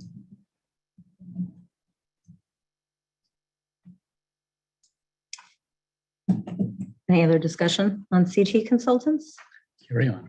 All right, we already talked about the water letter. Kimball opt out. So I have two topics on this. I believe you both saw my email to the prosecutor last week talking about the business exemption. Kimball has said there is no business exemption. If there is a home on a property, even though there's a business there and they have a dumpster for their business, that is not a business exemption. That is residential. I was advised by Kimball, by Joe from Kimball, to send a letter to Kimball asking them to amend the contract. We have, I think it's about 15 properties right now that are businesses that have dumpsters, but also their home is on the property. So Joe's advice to me was to send a letter to Kimball requesting that they amend the contract so that we have a true business exemption when there's a functioning business with the dumpster on the same property as their home. Are you both? So what would then happen? Did they fill out the opt-out form like everyone? I mean, what's the next process? There's a lot that I would like to amend in that contract, and this is not the priority if I was amending the contract. What would happen is, I believe, don't quote me because it depends on whether or not Kimball says yes or no to this. But what would happen is these 15 or so residents that also have businesses, that would not be part of that opt-out. That would be a business exemption. That is the goal of what it would be. So this is how it's always been for the last 4 years. They've been under a business exemption that Joe has just told me he thinks that that's something that was birthed in the township, that expression and that form, that it was birthed in the contract. And that's why I sent that to the prosecutor last week saying, can you clarify this? And the prosecutor responded back saying, it's very clear in the contract. There is no business exemption. Correct. So if we are in agreement, I have drafted a letter to the prosecutor. I think we have seen his last couple of responses have said, please send a letter signed by the Board of Trustees saying that, yes, we want him to look into this for us. So if we are in agreement, we can all sign it and I can email it to him tonight or tomorrow morning so he can begin working on this. And what is it? We don't have a copy of it, so. You don't have, well, because it's very generic. The Hinckley Board of Trustees is requesting your help with a letter requesting that Kimball Companies Incorporated add an addendum to the Hinckley Township trash contract.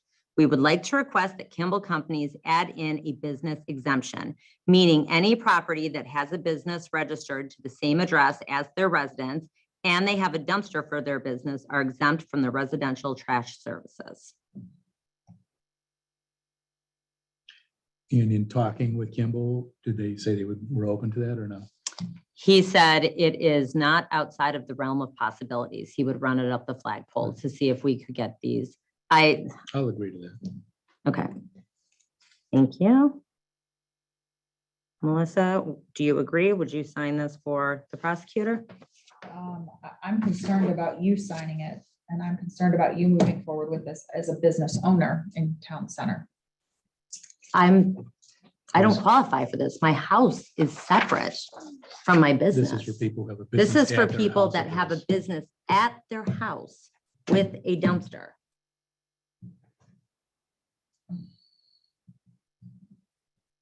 So we can't send a letter to the prosecutor to ask about the legality of a motion made.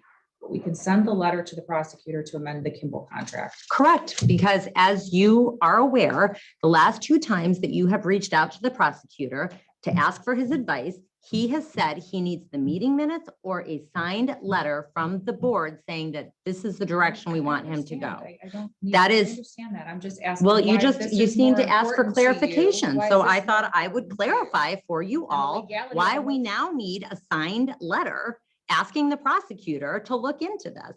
If you don't want to sign it, again, we have a quorum, so that's fine. I'm This not going to is sign it. for I didn't see it our until tonight. residents. This is to help our residents. I'm not gonna- That's all that I'm trying to do right here. Thank you. Something we all signed on for. This was the motivation to sit at this table. As I said before, if I was going to amend that contract, there are higher priorities, not to be. Okay, sorry, I will let them confused know I that don't we had a support quorum. business owners, But I think it's much better for us not to Moving be the on. collection department for Kimball. Moving on. I would also like to discuss the opt-out letter that we typically send out to Kimball in August. This will be, drum roll please, our last opt-out because our contract will be over. All right, we're going to be sending out the opt-out letter in the fall for next year because the Kimball contract ends January 31st, 2025. So typically, we agree around this time to, yes, we're going to send out the opt-out letter so that Lynn can start doing the research on the addresses that everybody who's going to receive this letter.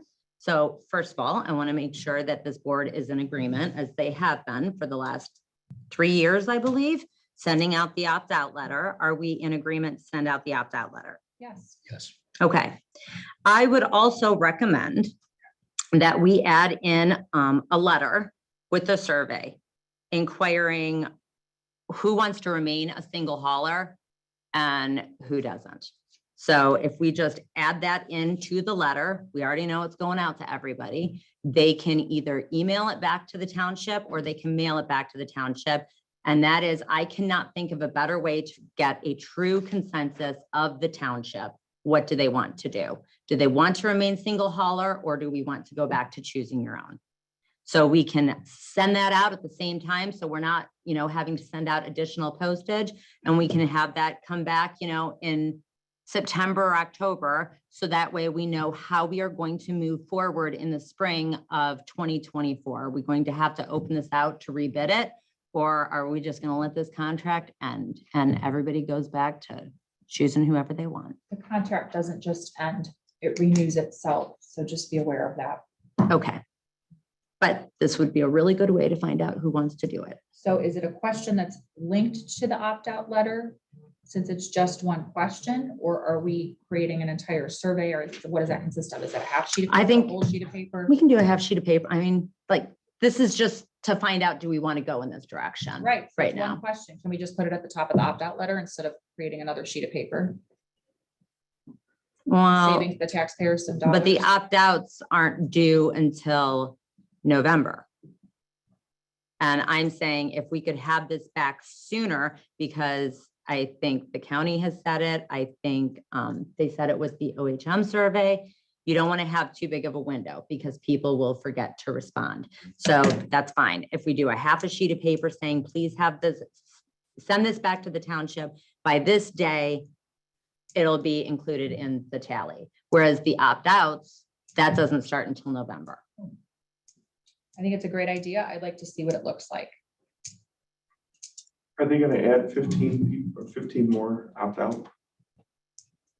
If they do the business end of it? No, I think it would be it would not be part of the opt-out. It's going to be a business exemption. And I don't know, because I don't know the legal terms of how they're gonna make it work. I just know this is something that we're trying to do to make this right for these people that for the last 4 years, they've been exempt and now they're not. But didn't they have to opt out every time?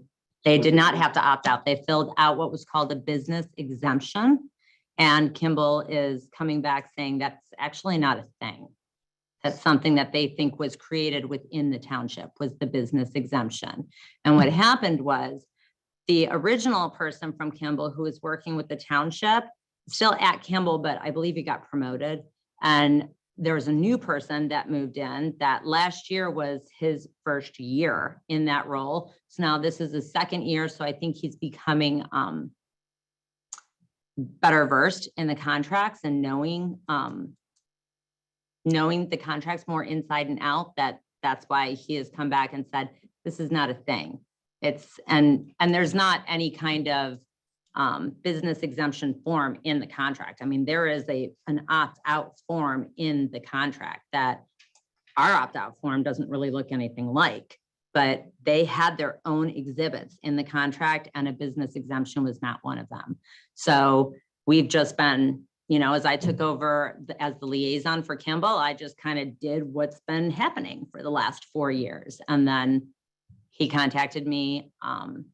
Actually, he didn't. I contacted him because I said, why are all these people getting carts that were supposed to be business exempt? And that's when this conversation happened. And that is also when, and I think he's trying to be helpful. That's when he said, if I were you, I would send a request saying, can we amend the contract for business exemptions? But he said a true business exemption is, he used the example of Taco Bell. He said Taco Bell in Brunswick, where there is a Taco Bell, that is it. There's no home there. That is what Kimball calls a business exemption. But as soon as there's a home there, it's now residential. What happened was when this contract started, Ray Schulte was the liaison for this department. And one of the things that they implemented was a form for businesses so we could identify who was a business, who was residential, who was vacant, what all these different properties were.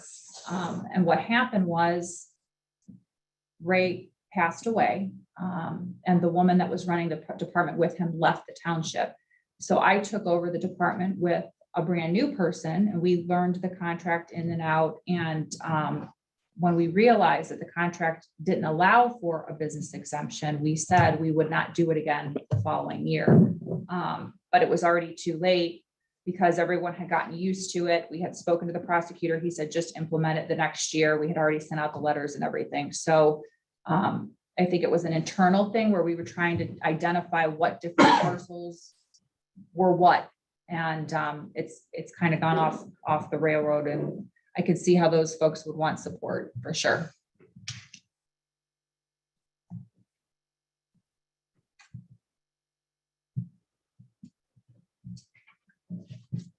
That's all I have. Okay. EMA, we talked about Boston Road. I met with the Bicentennial Committee last week just to let you know that I did that. They've got a whole packet of great ideas coming up and a lot of good things that we can look forward to.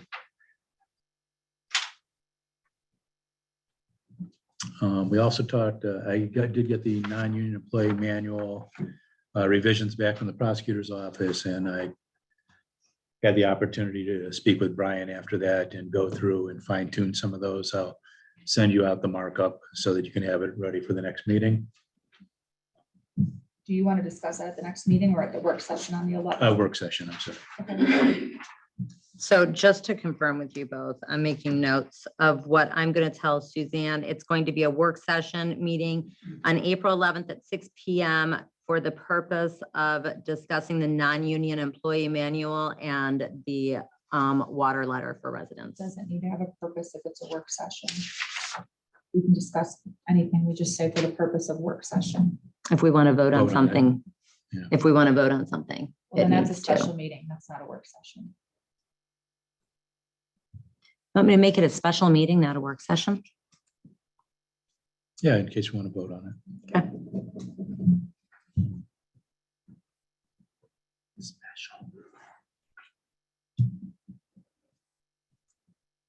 Got it. And for the service department, we finalized an approved list of clothing for them. I sent that copy to you.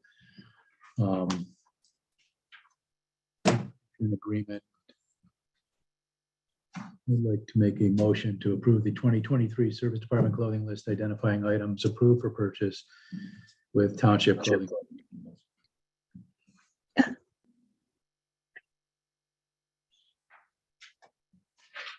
No, second? I'm sorry, you just sent that today, right? I did. Here, if you want to Thank you. look it over. Yeah, I did not look it over yet.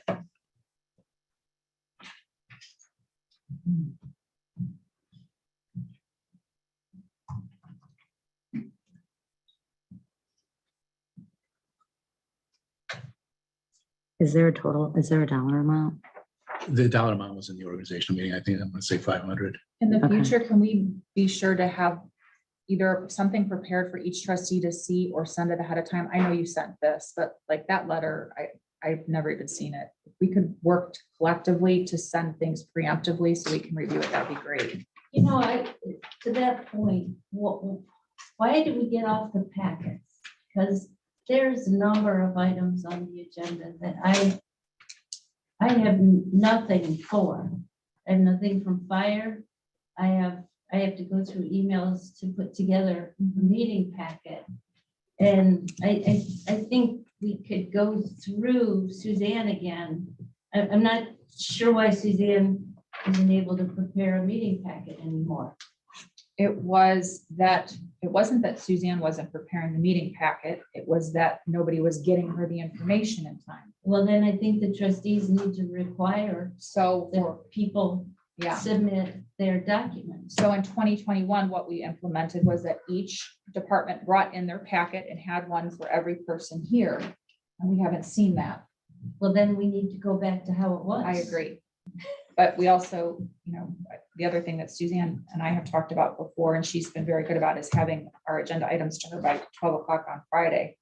I don't. but we care, all as need to long as work they're together here to when I better get to the communicate, for meeting, sure. So, because these are the meeting documents. I don't have These anything are the from fire. public records. I have the resignation letter from fire. I don't have anything else. Well, then you have that. There's not a resignation. Leave that. Oh, leave of absence. That's what I meant. I mean, I think I understand everybody's busy, but I think we have to have good practices. Agreed. Agreed, sorry, got lazy No, I'm not. without even blaming realizing anyone. it. I'm not blaming anyone. I just think from here on in, we Yeah. have to make an effort to Yep, provide everyone with the materials at their table. yes. And I will talk to fire about that as well. Did you say you did not get the leave letter? Do No, you want, that's all I got. no, but Martha, you didn't get I it? don't have any. I'll get it from them tomorrow. Yeah. But no, we have to, Okay, or at least make sure there's copies for everyone at the table. Agreed.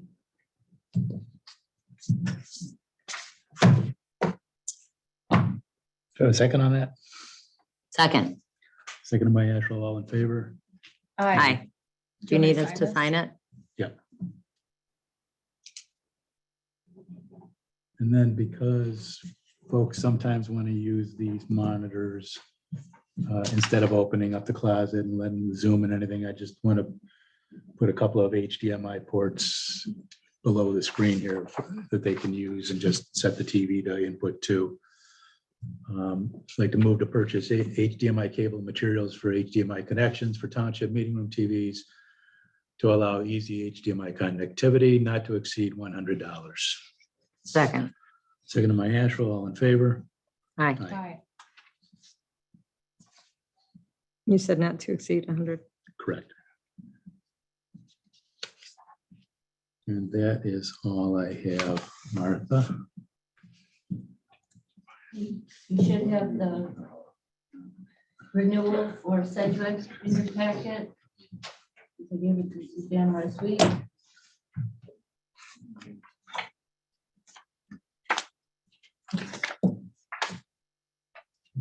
Should have put it in there. I mean, I totally don't get a packet. We're lucky to get the agenda at this point. All righty, well, It's not this now. no. No. Okay, I'm asking for a motion to renew the annual Bureau of Workers' Compensation third-party administration contract for the 2024 policy year through Sedgwick at a cost of $1,770, split equally between the fire service, police, and general funds. So moved. Second. Seconded by Augustine. All in favor? Aye. And the fund status is currently $7,125,103.44, of which $1,090,403.68 is pooled investments, and $6,034,699.76 are in primary checking.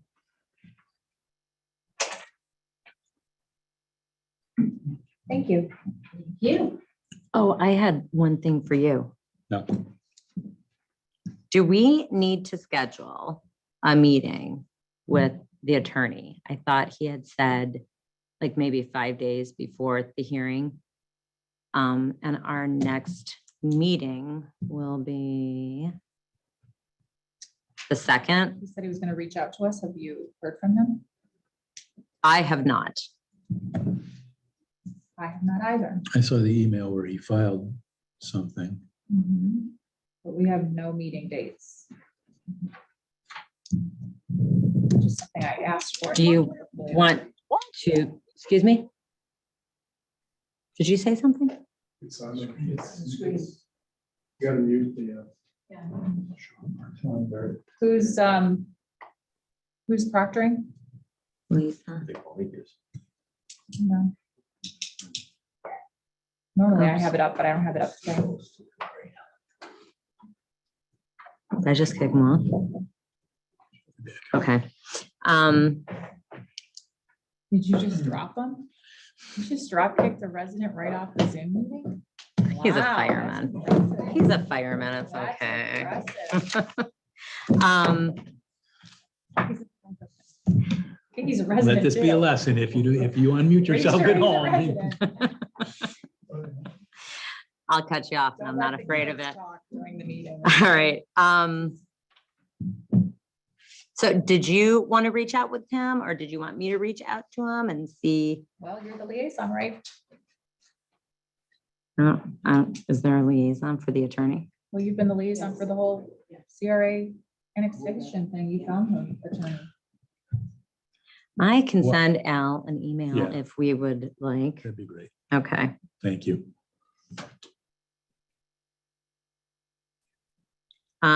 Before I do that, are there any times or days that will not work with anyone? The 29th will not work for me. And then the 31st will not work for me. Okay, 29th and 31st, you said, Correct. are bad. And I cannot do the 5th. And I cannot do the 6th of April. Got a Medina County Planning Commission meeting and a zoning commission meeting. All right. April. He preferred evening, so if we could do after the 5:30 hour, that would work best for me. Jack, do you have any schedule conflicts? Which week are we looking at? A particular week or? Well, I'll send him an email tomorrow and see about next week, like possibly the 28th. In the evening. Melissa, what's a good time for you after 5:30? Yes. Yeah, I can't do the 31st and then that weekend. All right, so you're out the 31st, second and First and third, second. first and second, First, second, and third, yeah. first, second and third.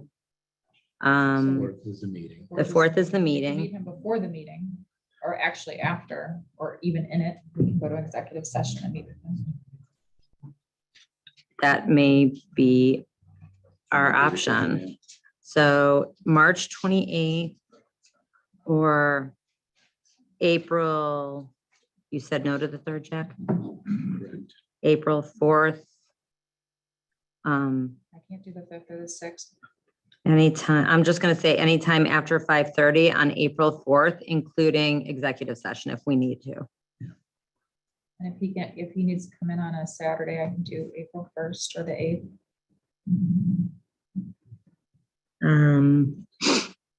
And I mean, I can ask him, I thought he had said like 5 days prior to the hearing. So the 6th, 7th, 8th is making me, it's pretty close to the 11th. So let me email him essentially those 2 days to see if he is open for those. And then I can go through Suzanne to see if you guys can do a special meeting. Okay. Good. Anyone from the public? I'm waiting to hear back. You from them. first, because I'm. Yeah, I'm but no, I did, I'm controversial. I hope. Has he been here the whole time? yeah, I know. I didn't even know. Jim Larson, 20 Car Road. Several months ago, trustee Augustine brought up the subject of the potential for an exit ramp off of Boston Road, off of 71. And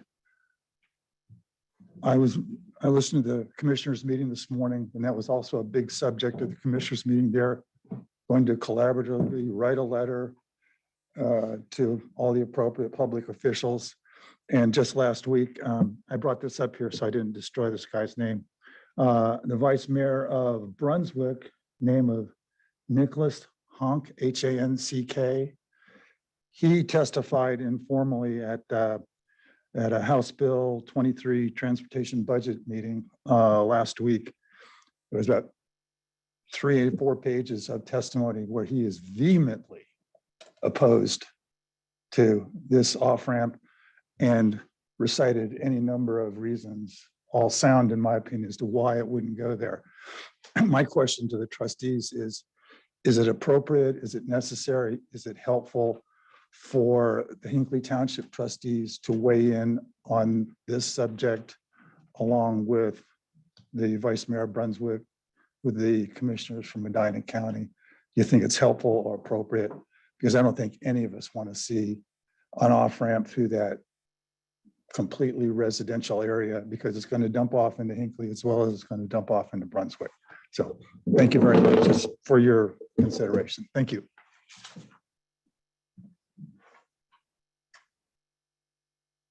When we made that resolution, Mr. Larson, it went to everyone that was listed in the resolution, which included ODOT, the county commissioners, things of that nature. So they have our resolution, and our intent is not to support that project.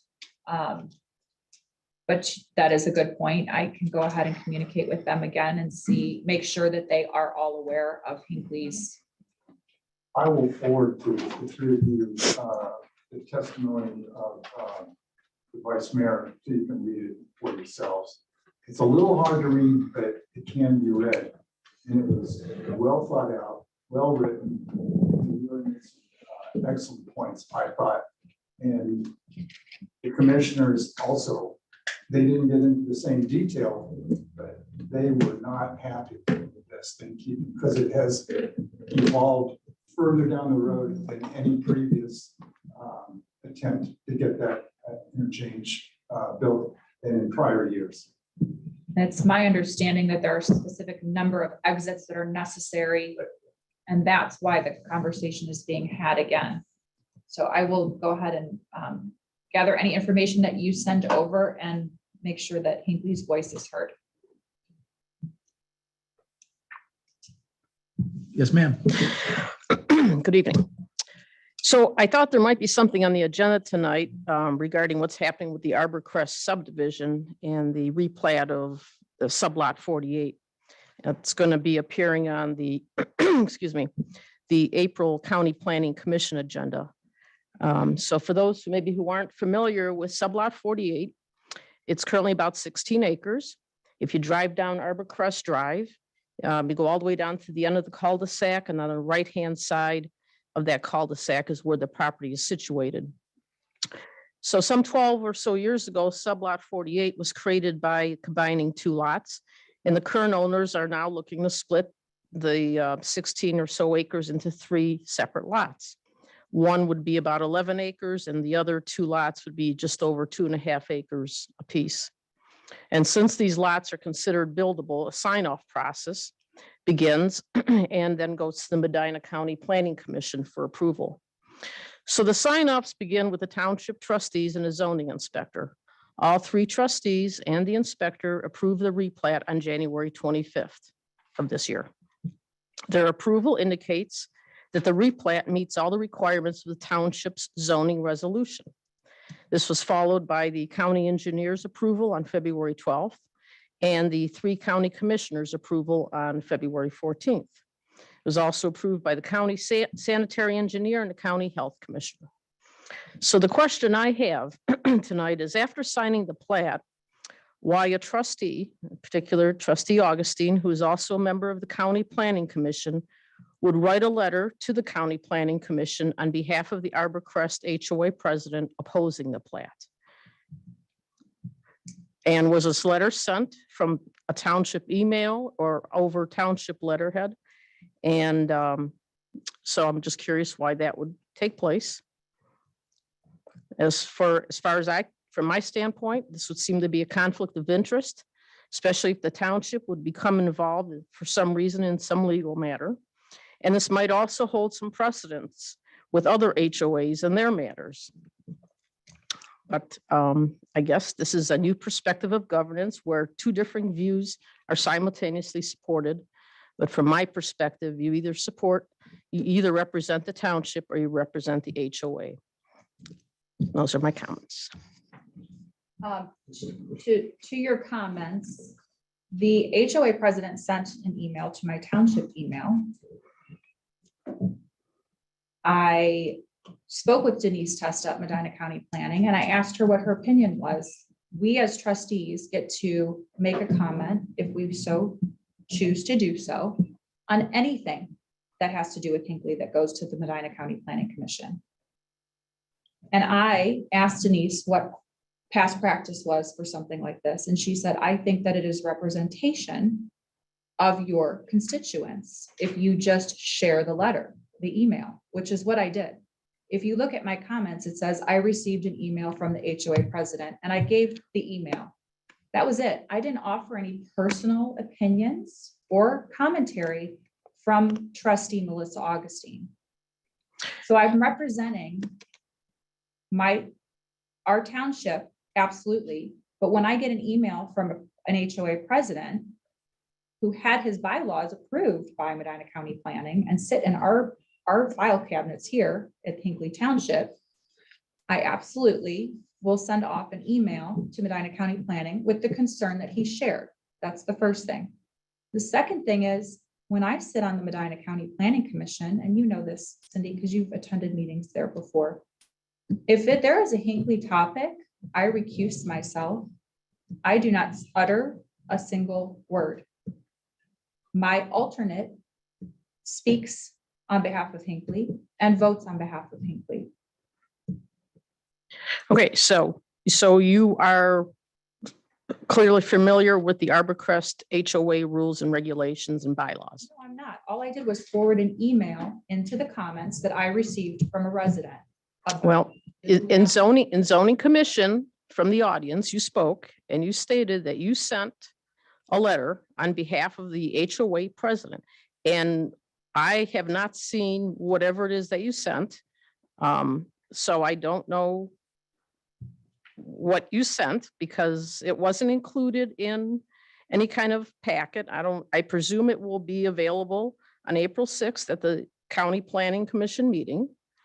But from my standpoint, when you state that you send something on the HOA president's behalf, yet you signed off on the replat signifying it met township resolution, there just seems to be a conflict of interest. There's no conflict of interest. I did not send a letter. I made a comment, which is an opportunity for a trustee to do to the Medina County Planning Commission. As I said, any trustee can do it about anything here in Hinckley. And my comment, which is a part of that document that will be presented at the Medina County Planning Commission on the first Wednesday of April, is that I received this email from the HOA president and I copy and pasted the email. That was it. There's no commentary specific to my personal feelings or anything further from me. Okay, I'm just saying, you stated that you sent this letter on behalf of the HOA president. So, you know, it sound, I'm sorry. okay, And you'll see the comment. And as I said, I asked the Medina County Planning Commissioner what her opinion was before I proceeded. All I did was forward an email that was received in my township email. so you asked, okay, I'm sorry. So I'm sorry, would you clarify, what is it that you asked of Denise Testa? Is that the person you spoke with, or you said, or another? Denise Tessa, I told Denise that I had received an email from the HOA president. She said she had been in touch with him as well. They had had conversation, and I said, do you think it's pertinent for me to utilize this in my comments as a trustee? And she said, yes. And I can read you the commentary if you'd like. So Here we go.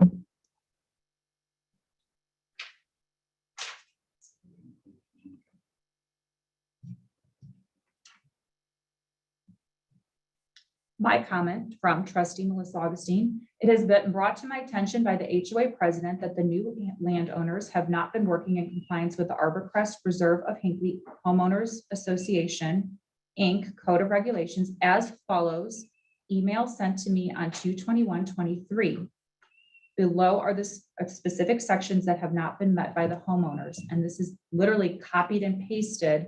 When I say below, is a section that have not been met by the homeowners. That's from the email from the HOA president. So you didn't forward the original email from the HOA president. You did a cut and paste. Correct.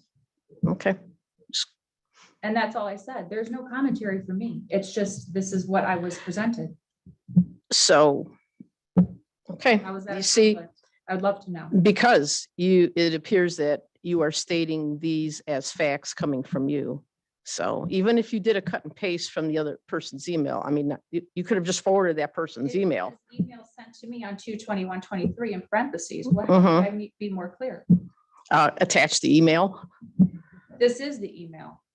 You just said you cut and paste. When you do a comment on the form that's provided by the Medina County. I'm sorry, but I cannot see that There's from no here. ability to send an email. It's a cut and paste into the comments. You could have separately though, you could have separately sent or attached an email to Diane Testa. This has happened multiple times in the past with the Medina County Planning Commission. I don't think it's an issue. I clearly stated it was email. Well, so my original point was, it would have been nice if on the agenda tonight, we could have seen a little update as to what is occurring with Arborcrest. I mean, we hear, and no offense to anybody, but we've heard for the last 3 meetings that the March 22nd is the deadline for Citizen of the Year. I think that when there's a matter such as a replat, and it's going in front of a county planning commission for review, and there's potential conflict between the HOA and the landowners, and trustees are involved, I think it would just be nice if there would have been a little update for the benefit of the public in the interest of transparency as to what was occurring. That's all. Thank you. Just so you know, this was mentioned at the last zoning commission meeting. And there are next steps after it goes to Medina County Planning Commission. Anything else from the public?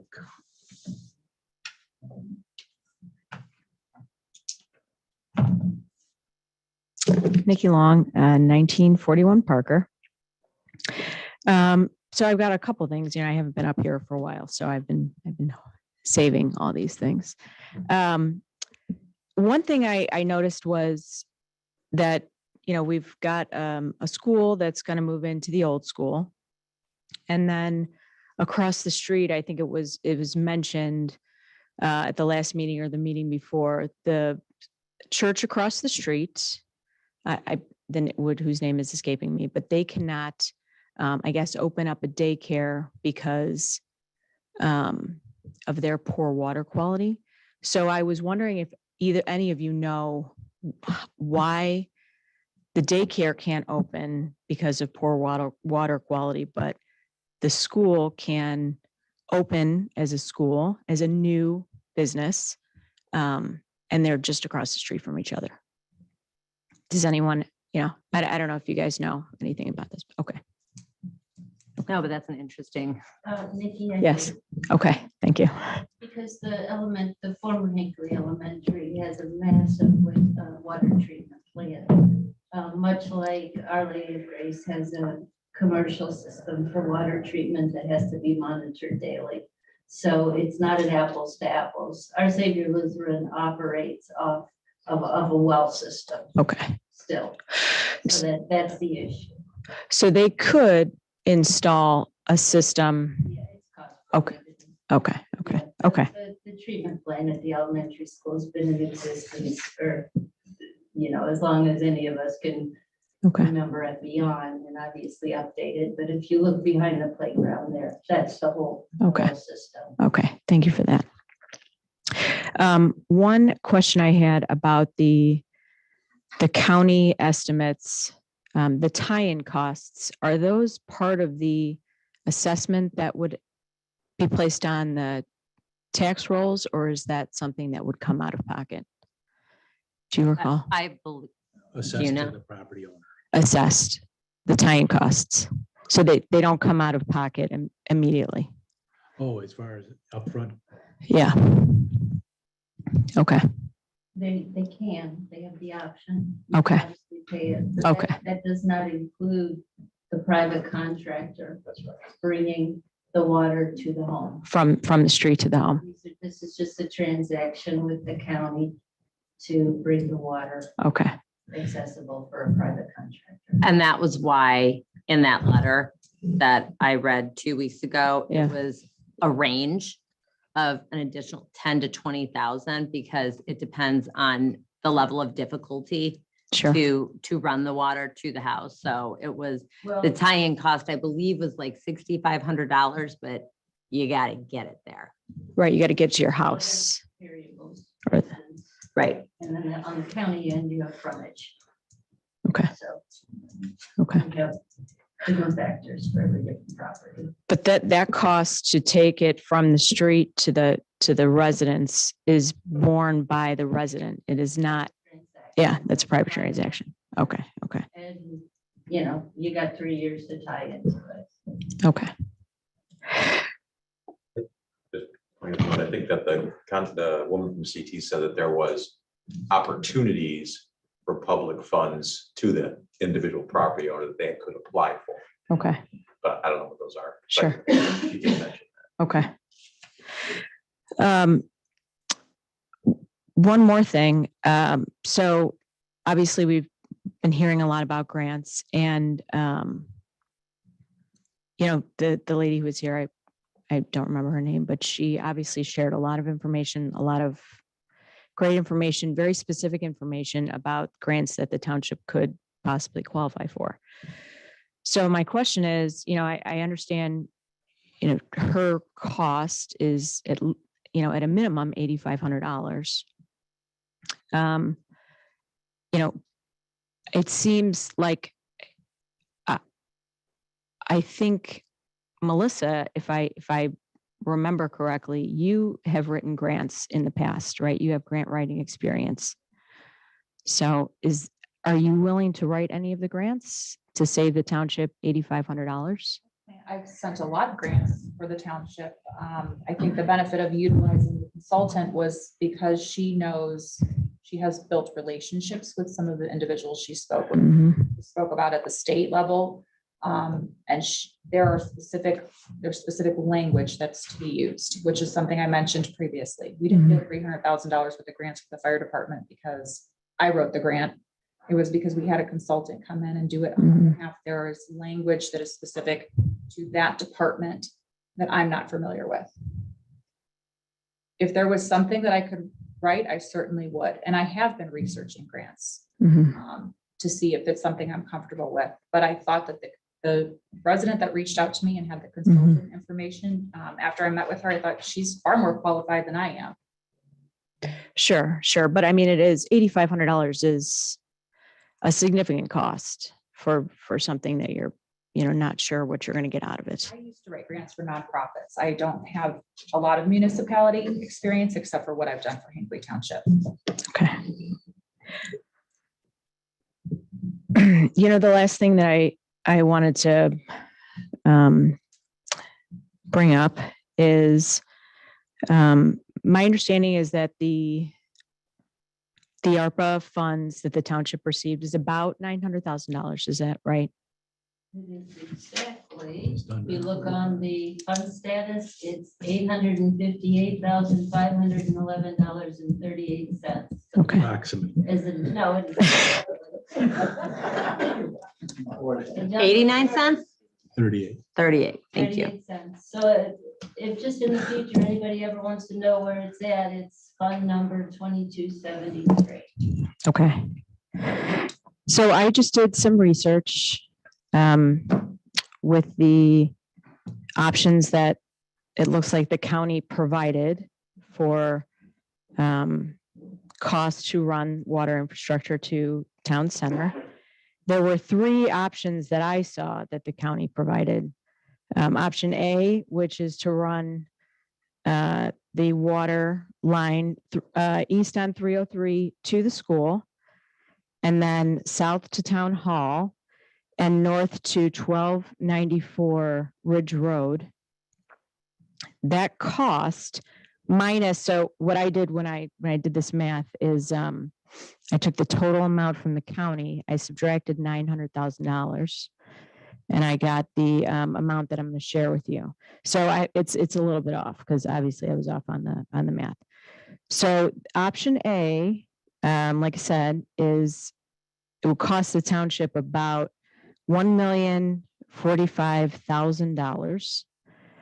Option B is to run water from the easement that would run through 1030 Ridge Road. So run that through east on through that easement and then south to town hall, and again east to the school, and that cost would be about 1.8 million. And option C is to run water on Bellis east to Ridge, north to 1294 Ridge Road, and east to the school. Now that's the only option that would help the fire department and the service department, which we've heard a lot about. That is $2,011,000. So those are the potential costs to the township. So between $1 million and $2 million to bring water to town center, to benefit a handful of businesses and residents. And, I'm concerned that, that really, Melissa, you are willing to spend that money from the township. I have not heard that from Jack or Monique. And I understand there's been a lot of talk about grants and potentially getting this money from somewhere else. But, you did say on October 18th at that meeting, you said that you wanted to just take that ARPA money and combine it with township funds and, bring the water in. And I am concerned that you would be willing to spend that much of the township's money to benefit so few people. I have been looking at water grants since the county was here. Mm-hmm. That's not because I want to spend taxpayer dollars on water infrastructure. It's because I'm looking into grants, so we look at other opportunities for funding. I didn't bring in CT consultants, Jennifer Brown, to the last meeting because I wasn't looking into grants. I didn't write in the trustee corner that I was looking into grants because I wasn't looking into grants. Been researching grants. I don't doubt that, but I was concerned when you said at that meeting, you said, let's exceed the grant amount and make it happen.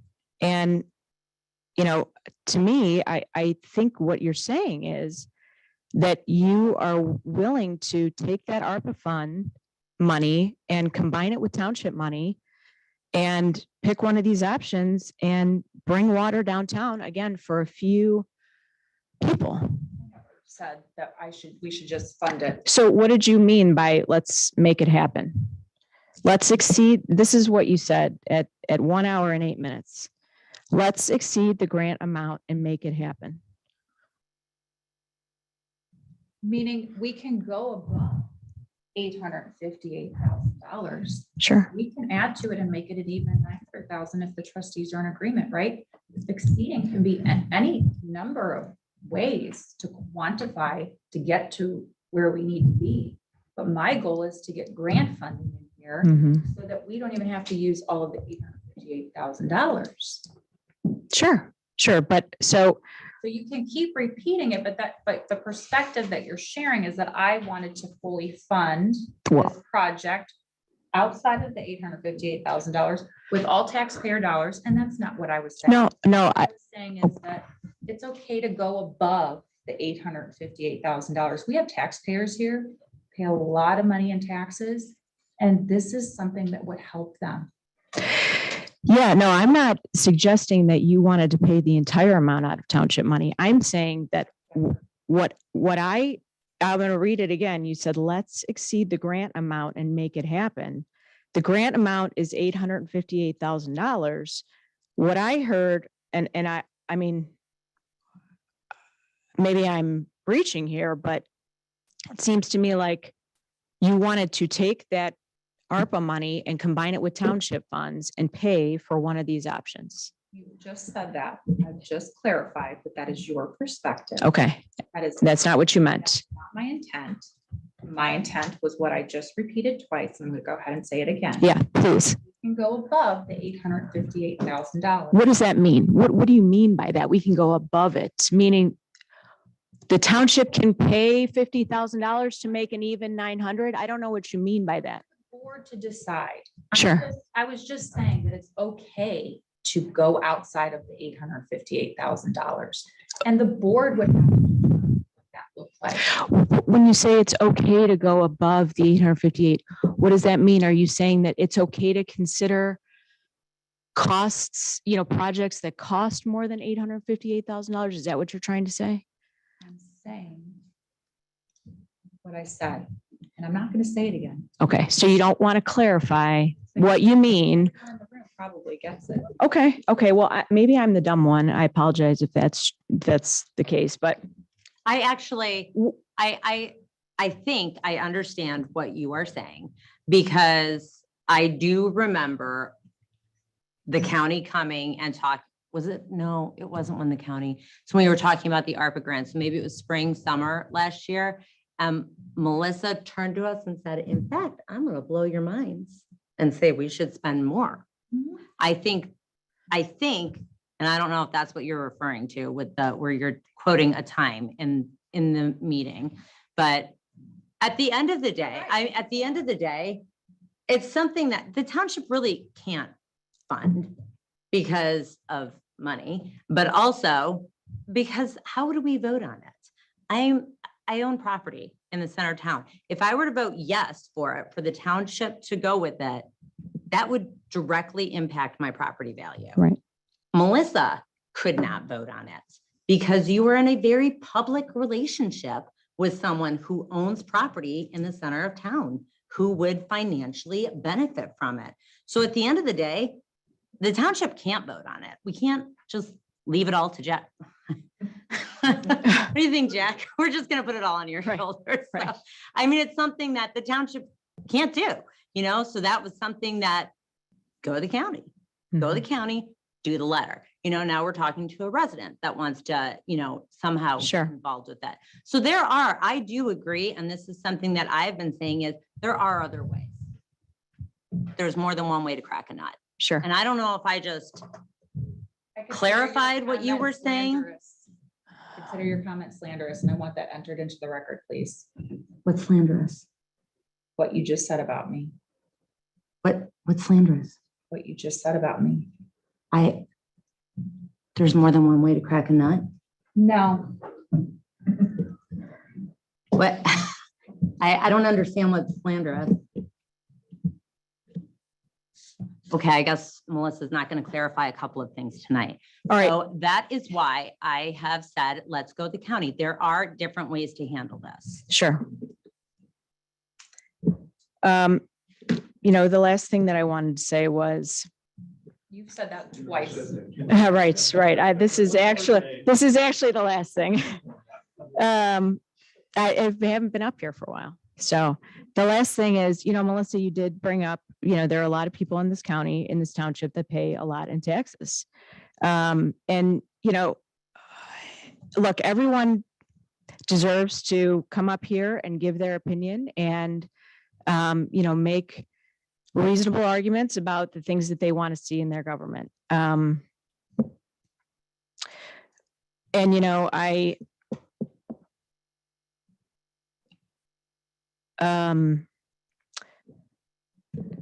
Since we're talking about taxes, so I looked up to see, how much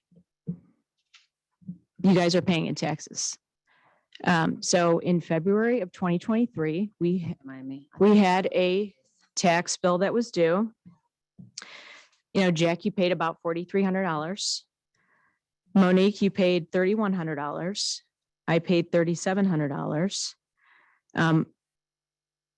But Melissa, I couldn't find anything for you. Now I'm not, I guess I'm not asking you to comment on it. But when you are advocating that the township spend millions of dollars to benefit a few people, and you don't appear to be paying taxes, I think that that's wrong. I think that doesn't seem to me to be someone who believes in fiscal responsibility. That's my opinion.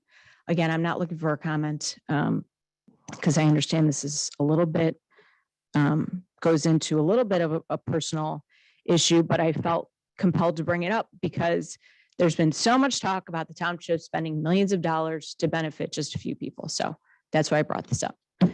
Thank you. I never said I wanted the township to pay for the entire project. Well, you said, let's exceed the grant amount and make it happen. Okay. All right. Thank you.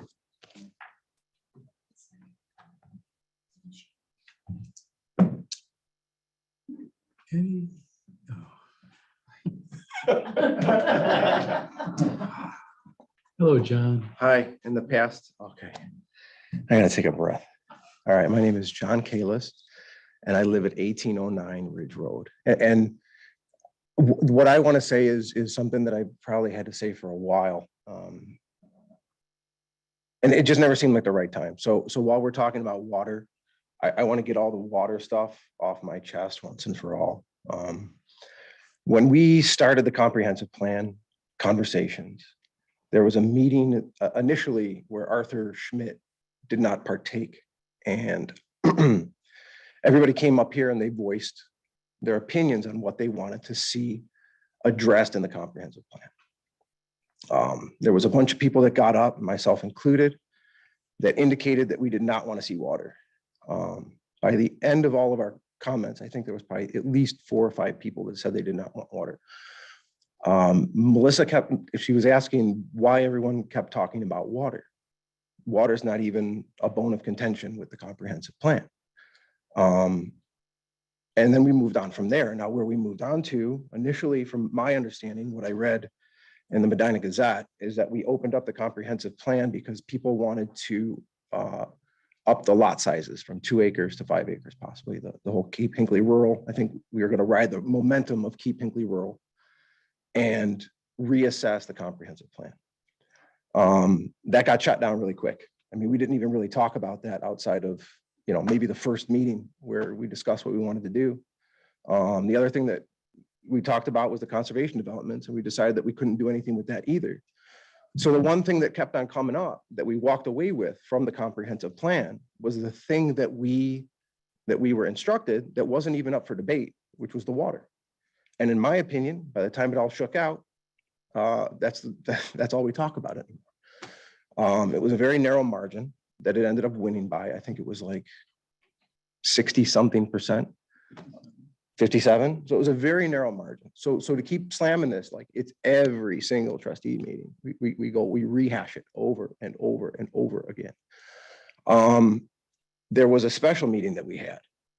I know I've said it a few times myself while we're going over it again. Where are all the proponents for all this water? They never show up to the meetings. So there was a special meeting that we had. It was a 4 o'clock meeting, which none of us could attend because we're all working. But this place was full of people, and they were charged and they were energized with stories of woe. And the one girl was talking about washing dishes in a bucket or something like that. So that compelled me. I'm not a maniac, right? I've got my own opinions, but I really think that as a township, we have to look at everyone's opinion. So I believe that you guys think that as well, and factor that in. And if the consensus really is, if it is the majority of people want something like this, then we need to look at it like that. So I felt their pain, and I started making some phone calls to some of the water delivery services. I think the one girl was saying that they couldn't get their cistern full or filled because the water delivery service said they didn't have enough time to do so. So it's like, that doesn't make sense to me on a multitude of levels, right? Capitalism rules. Someone's going to fill that gap. If time is of the essence, they're just going to charge more to go and fill those cisterns. So someone would be able to do it, just whether they would want to pay that price or not. So I called a few places. The way that I understood it by pretty much everyone that described the situation to me was, if there was an issue filling someone's cistern, it was because, again, time was of the essence, because one of the gentlemen that would deliver the water, he had a stroke. So now there's 2 companies that are filling in for 3 that deliver around here. Some of the one guy was coming from Worcester, so he could do 3 or 4 houses that were a priority around him, as opposed to driving all the way to Hinckley to do 1 house, right?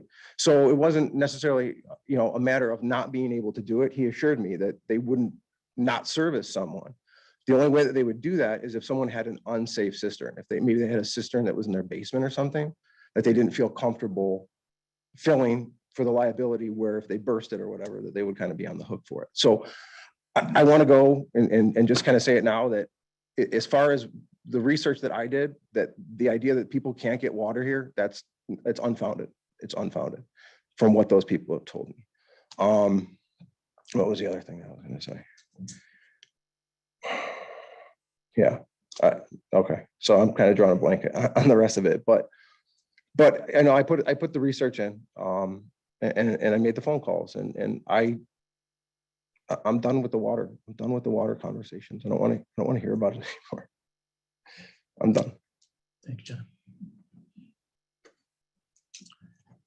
Anybody else?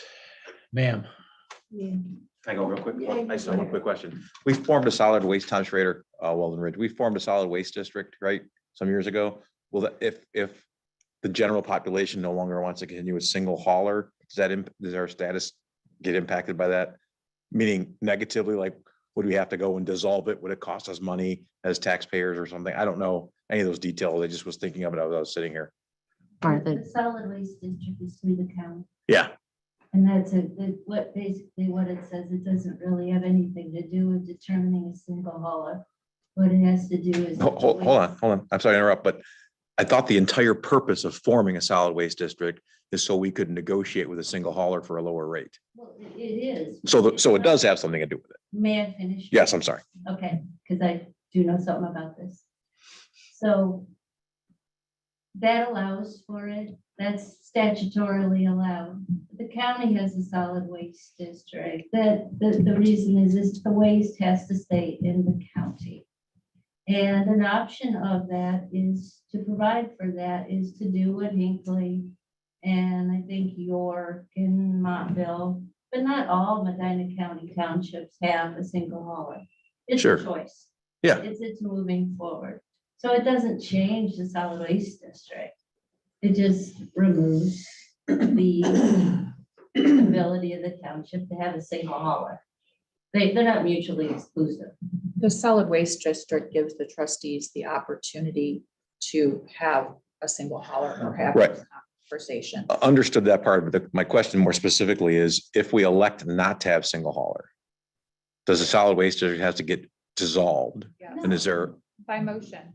it would Well, have to no, get the dissolved. agreement of the township in that the solid waste district is a statutory mechanism. And it's established through the county. And it provides for townships or cities. so it lives in perpetuity?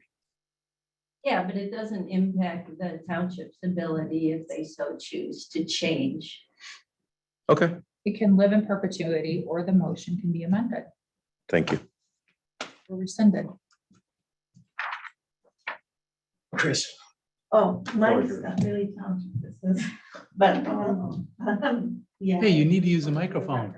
'cause no one's gonna hear we you. have 6 people out there. They want to hear you. Okay. I'm Chris Studer, 2635 South Canyon. My daughter works for a dog shelter called City Dogs. And this is with the city of Cleveland for dogs that other shelters don't want to take, like there's a Golden Retriever Rescue Society, there's other shepherd societies. So these dogs are dogs that are maybe not the cream of the crop of type of dog, but they are over a little bit over what they can hold. And they're offering a $25 charge for any dog you can buy the week of the 23rd through 29th of this month. Shots are up to date. They've been chipped. And these dogs are walked 3 times a day. And every time they're walked, the walker has to fill out a sheet that shows how they react with other dogs, how they react with toys, how they react with treats, so that when you come by and you say, I want a lap dog, well, they can look at all those sheets from every walk and say, is this really a lap dog? Or someone says, I want a real active dog. I'm a hiker. They can say, well, he gets along, it'd be good with children. If you have another dog at home, this dog has shown its ability to get along well. So if you want an inexpensive dog, it's $25 for any dog, March 23rd to 29th, and that's City Dogs. Pardon me? How many you get? How many I just watched the sleep. Well, you got it. Yeah, there I go, yeah. Don't tell the kids. So get on down to the scratch and dent puppy sale. You got all kinds. Monique- What do you mean, Kevin? They're so quiet. He was. The 38,000 number. Want me to get? Yes, sir. I move to pay the bills in the amount of $38,277.95. Second. Seconded by Asherle, all in favor. Aye. Make a move to adjourn at 9:05 PM. Second. Seconded by Asherle, all in favor. Aye. Thank you, everybody.